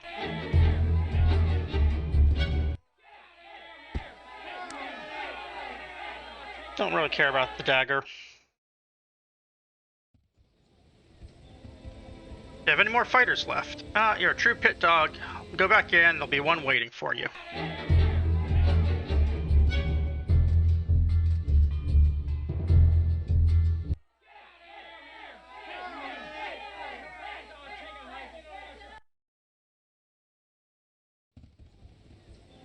Alright. And one more. Do you have any fighters left? You're a true pit dog. I'll do that. Uh-oh. We've got a fire elemental.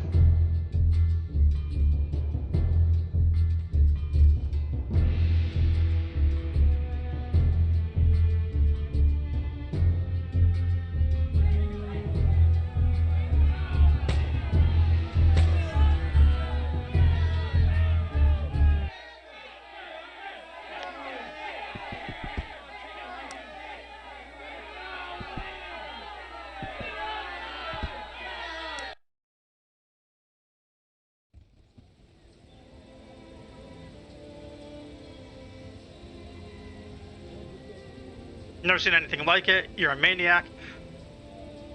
No one else would be foolish enough to fight you. You've beaten all of the best. I'd say that makes you the champion. I'm thinking that men out here are going to be staying out of your way. Well, as well they should. Let's get all of our party members back. Come here, Doggo. What is it that you want? Come here, Virgil. How can I help? Come here, Magnus. Come here, Jaina. Come here, Chukka. More for Chukka to do, yes, every time. And come here, Sog. Alright, Ogden, wonderful to bump into you. I was victorious in the pit. Can I enter? Go on in.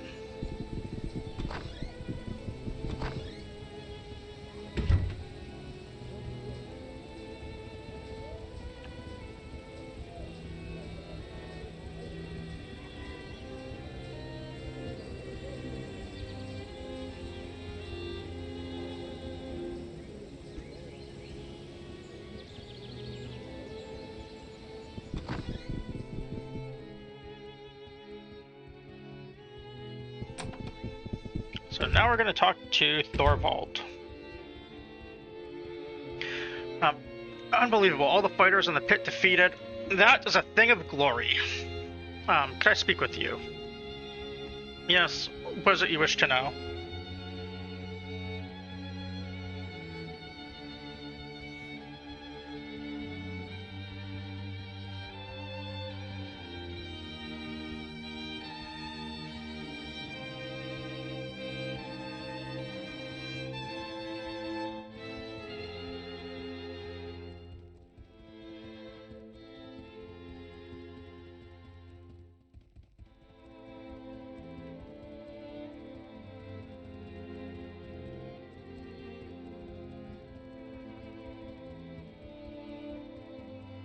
Alright, so what do you want to know?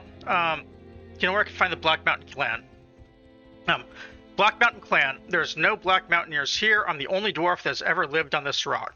You're not of the Black Mountain Clan? I'm Thorvald Two Stones of the Wheel Clan. You're a bit off in your directions. The Black Mountain Clan is in the northernmost region of the Stonewall Mountains. I've been there. Their mines are deserted.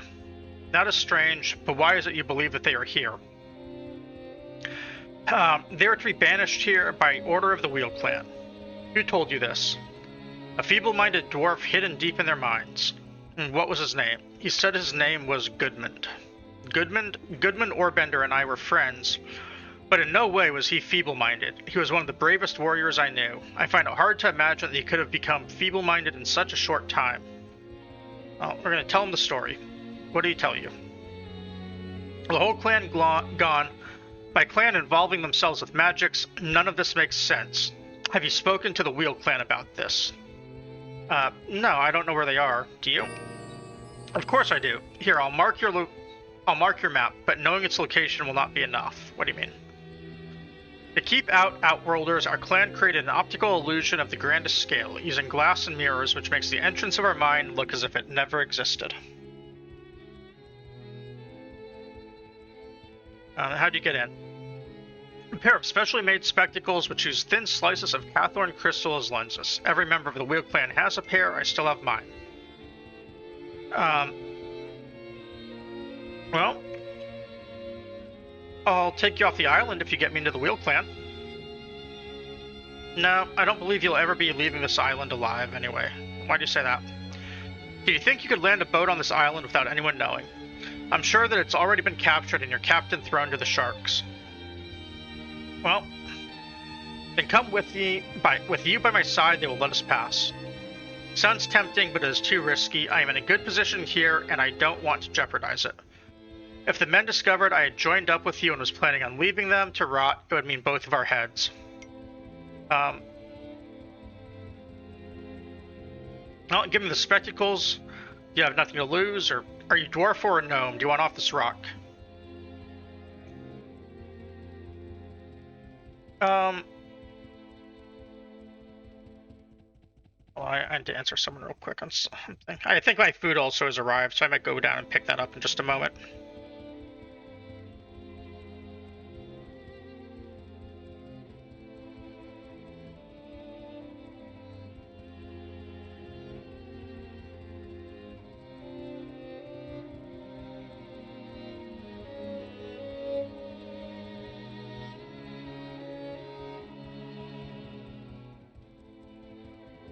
Okay, we're gonna insult him. Okay, let's go. I've been here too long already.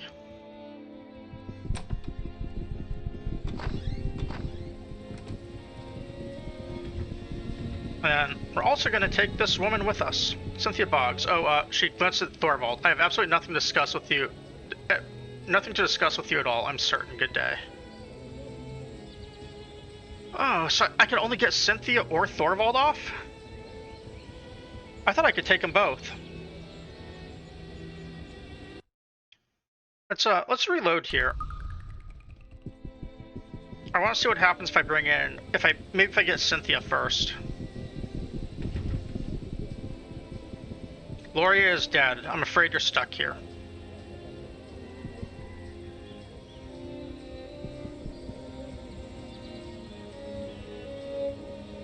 Well, I guess I botched that too. I thought I could get her to follow me and I just take her to the boat instead.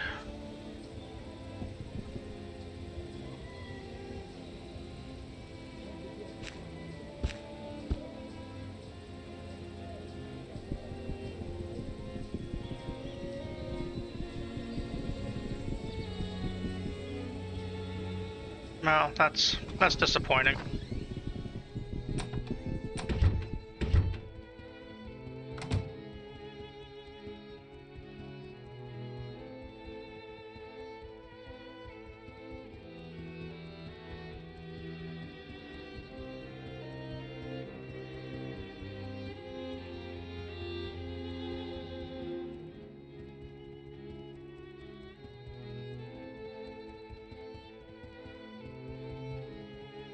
Okay, can I speak with you? I'm just gonna speed through this.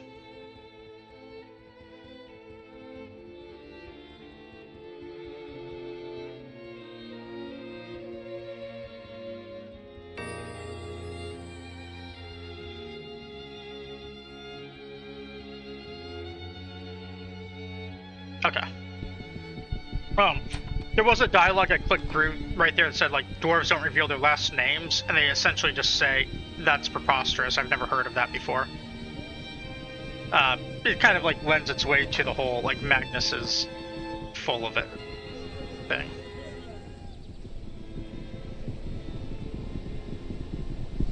Oh, you know, before we go, I want to raid Thorvald's, equipment here and get ourselves a the schematic. I forgot to do that. And not being able to take Cynthia is a real disappointment, because I really wanted to rescue her. We would have been able to just put her on the boat and go into town, and she'd be like, oh my god, I never knew this could happen.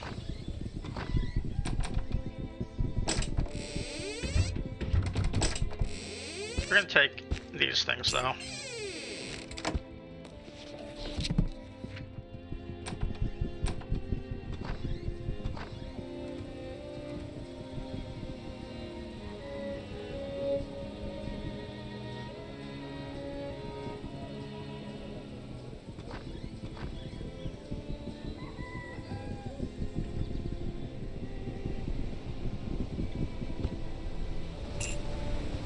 Alright, looks like the captain has killed these guys.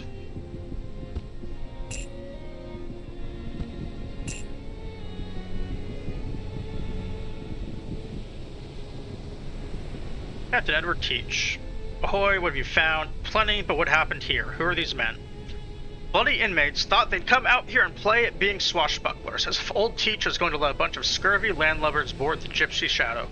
I just gave him what was coming to him. Well, nicely done, Captain. Let's get out of here. Ready when you are. Thorvald gets pretty pissed at us if we don't go right to the Wheel Clan. He says, like, hey, it's wonderful to be out of this place. Come, let's go to the Wheel Clan.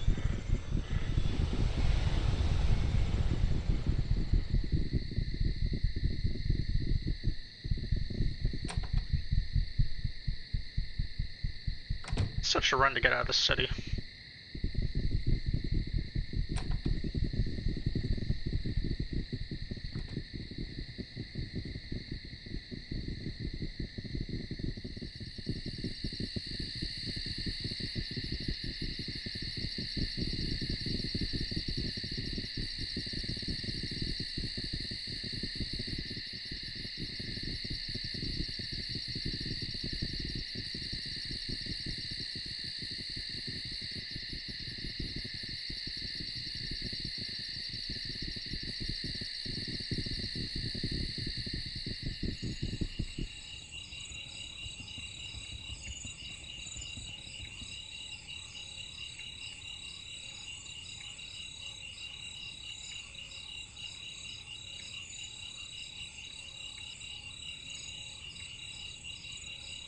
Alright.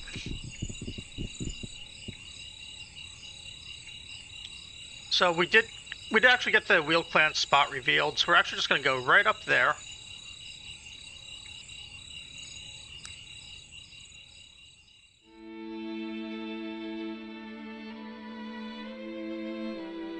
Greetings, traveler. It seems to me that you're looking for answers. Perhaps Ooh, what's this? We're getting a little bit of a cutscene.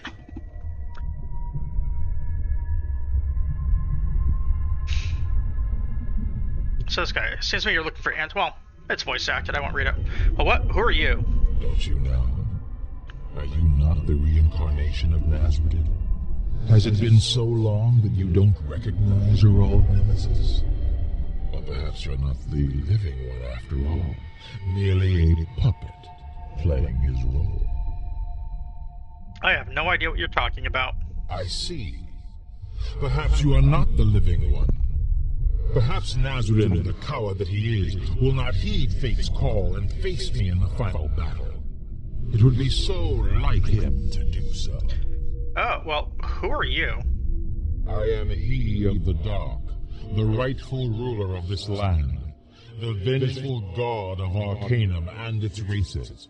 I am Aronax, and I have come to give you a message. Well, and that message is what? The message is this. Whether you are the living one or not, whether or not the coward Nasruddin hides in your bones or still rots in his grave, the inevitable will still come to pass. I am returning. It has already been set in motion, and there's nothing you can do about it. I am returning, and all will fall before me. Everyone you know, everyone you love. Well, that's ominous. You bastard, face me as a warrior. See my power? Do you yet understand? Perhaps I need to be more clear. No one is safe, traveler. No one. Not even you. Notice, like, all the stamina got wiped out, but our, magic resist is so high that it didn't even hit us. Remember what I have shown Oh, there we go. you. Now it hit us. Remember and tell the world. Aronax is returning to Arcanum, and nothing will ever be the same. Farewell. It's nice.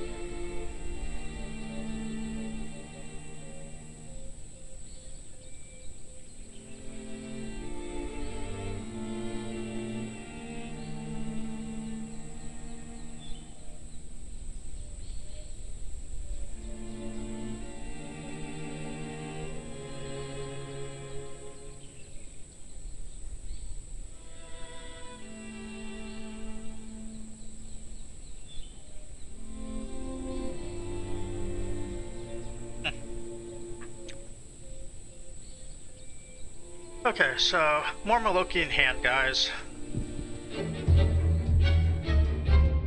I'm just gonna shoot them all dead, hopefully.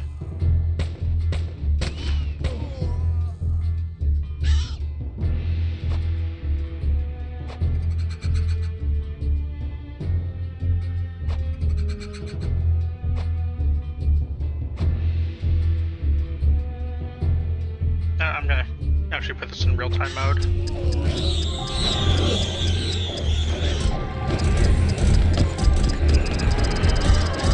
Looks like we had one weapon drop. And it was one of our guys. One of our ogres, for that matter.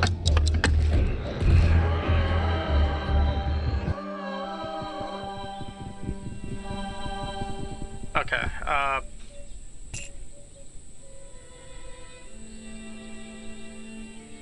Jano was nice enough to pick it up. I'm assuming, well, it's an axe, so it couldn't have been Shukka's. So it must have been Sog's. Yeah.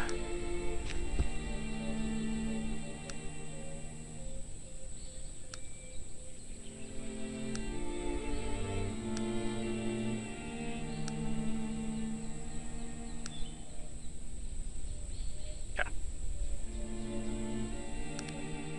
Now we'll just keep walking along to the Wheel Clan.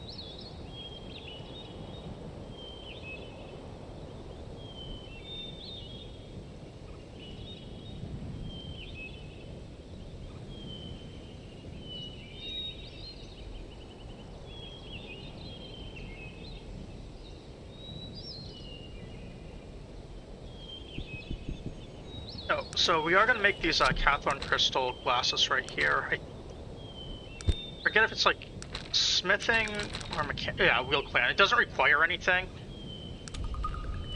But we do need these in order to actually see this.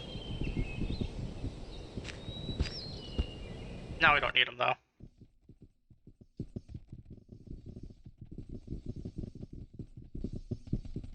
Hold, what business have you in the caverns of the Wheel Clan? Speak, and come with grave news. I see.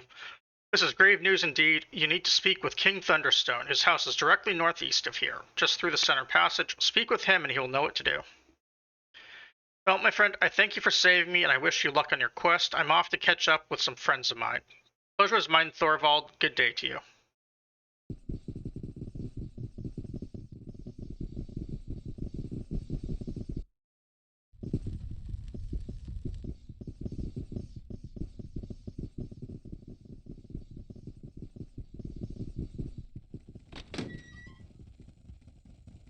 So one of the important things in here, this is actually the most important thing, believe it or not, is there is another altar in here. Yeah, this one.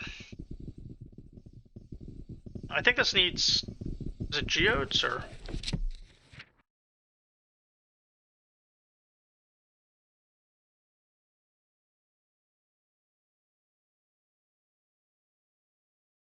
I think it's geodes on that one. So, although we haven't been to them, I think we now have every altar revealed. So we can technically go do that quest of running around. And I will be doing that. Probably just, I'll run through and do it off stream because there's not really much to it. The way to all of the altars is clear. Other than needing to find some olive branches in here. But other than that, like, we'll be able to get some pretty nice bonuses out of it. Most notably, I'm going to get a bunch of melee and dodge, save some character points.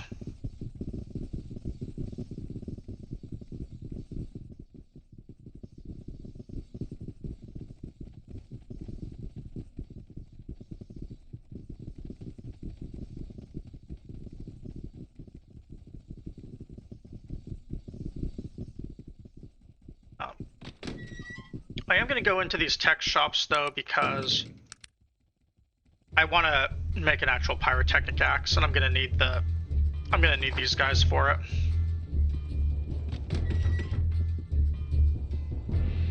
Also going to need some mithril.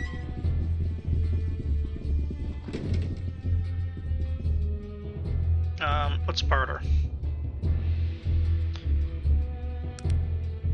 I'm gonna sell this, and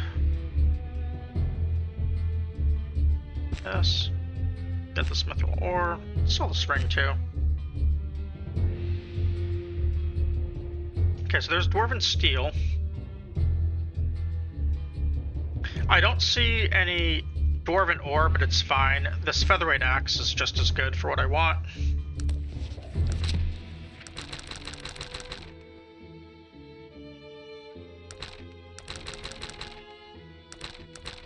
Okay, I want one of these, but I need 20 smithy, so I guess it's gonna have to wait.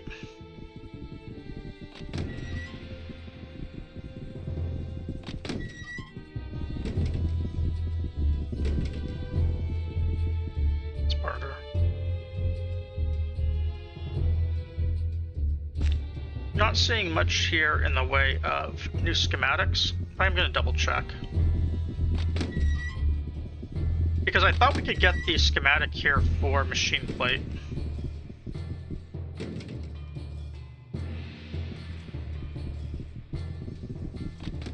Maybe this guy.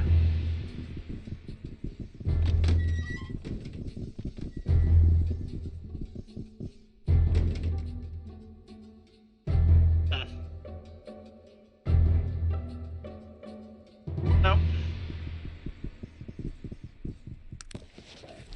I don't think we can make this Bronwick's gun yet. Let's look. Yeah, I need 40 gunsmiths, so I will have to buy some schematics for that.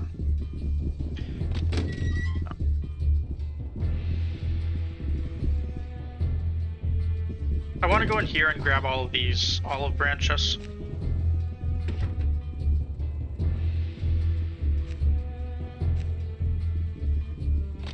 It's a lot of branches. We're only going to need one of them, I think. Maybe two.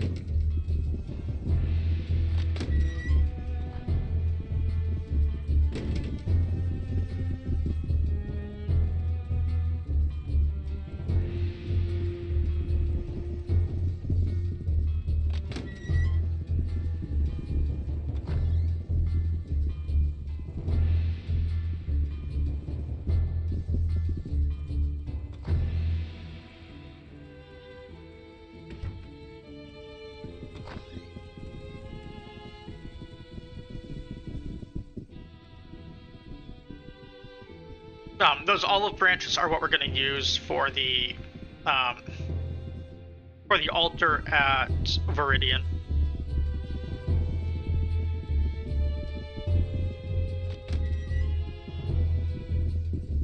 And this is the throne room. I think we have the persuasion that we can do this, but I'm not going to yet.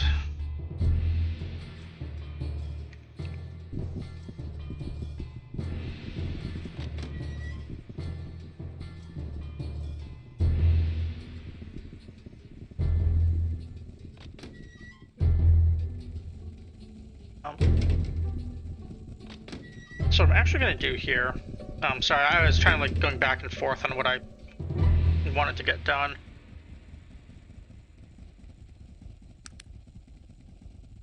So I'm kind of just wanting to eat, to be perfectly honest. My food's still sitting down there. Not a well-planned time to start my stream. Yeah, I think I want to go through and get the quest for enchanting, or my blessing quest done. Which we can maybe do a few of them. I'm actually going to look up the order. The order of everything is on a wall in Toronto. It's a little puzzle. It's not particularly hard to figure out either. But I don't want to run back and forth. I think it's better just on stream. Do it this way.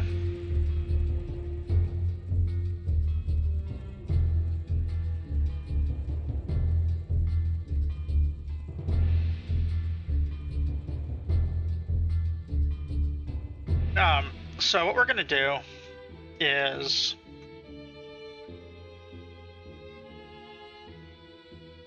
just grab all the items that we need. I'm just going to grab 2 of each because I don't know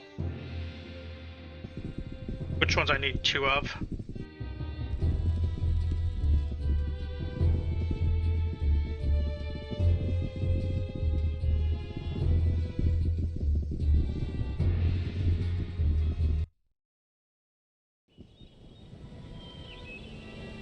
So it's going to be back to Ashbury because we need to steal that one thing. We also have to know it's the ancient temple that has the altar, so we can just go to Ashbury.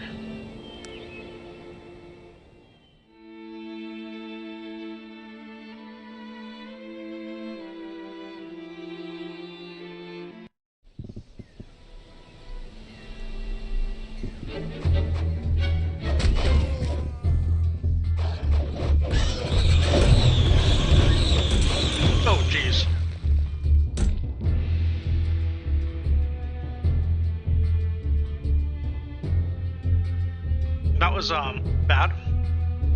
A bunch of earth elementals spawned, I guess, as a secondary summon from one of these things.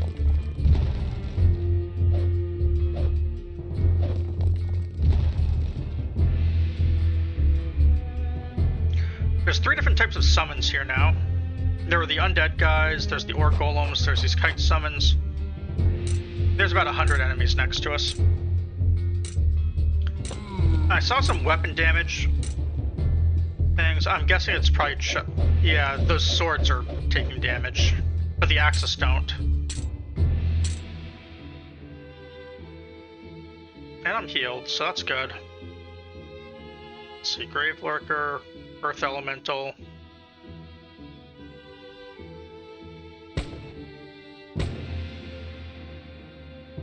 So I just have too much health.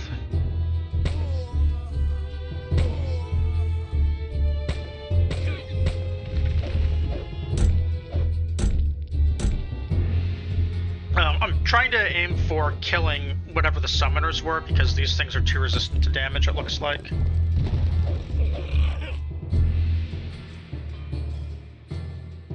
I'm hoping the summoners were these Grave Lurkers.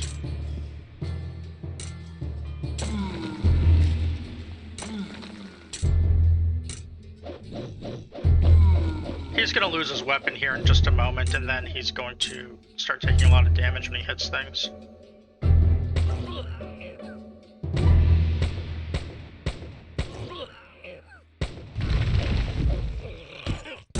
Yeah, when they died, you saw a couple of Earth Elementals here despawned.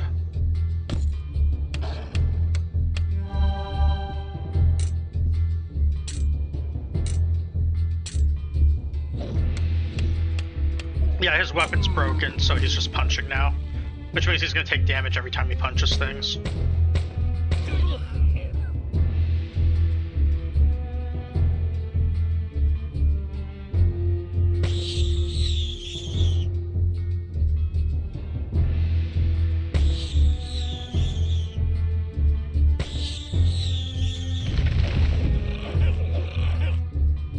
Okay, we've got 3 more undead, it looks like. I couldn't see him through all the other things. 2 undead.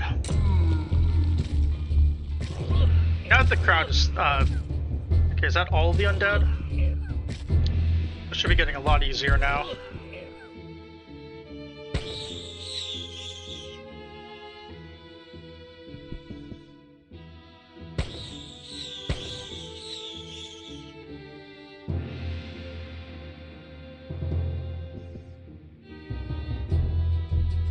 I think that's everything.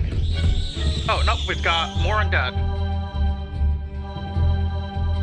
Oh, no, those are corpses. Okay.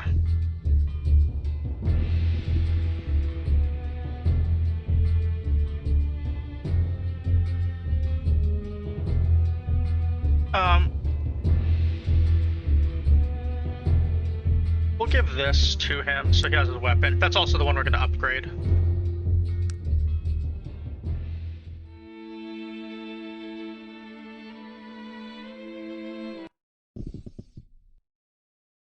I'm just going to pay him.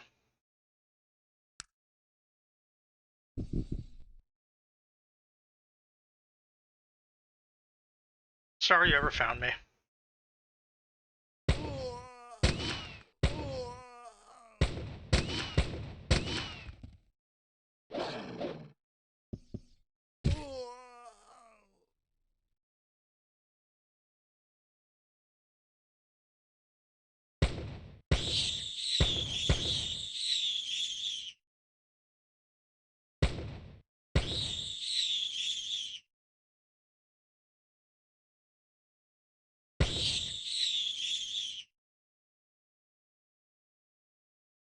Killing a few of these guys. I think that once I get to Ashbury, I am going to do the rest of this off stream. I know this is kind of a short stream, but I do really want to eat. I didn't plan that very well today because I thought I was going to be able to make something else later tonight.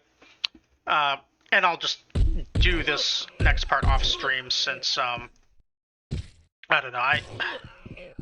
There's really not much to it. It's a lot of just inventory and running around, searching for spots on the map that aren't marked yet. I don't really think that makes for particularly interesting content to watch. So if I do that, then we'll actually be in a really good spot so I can just go through all of the main quest stuff and maybe some side quests. The next time I play, which is probably going to be on Thursday, I'm guessing, because there's some stuff I want to do tomorrow. Or not just want, but have to actually get done, life-wise and side projects and so on.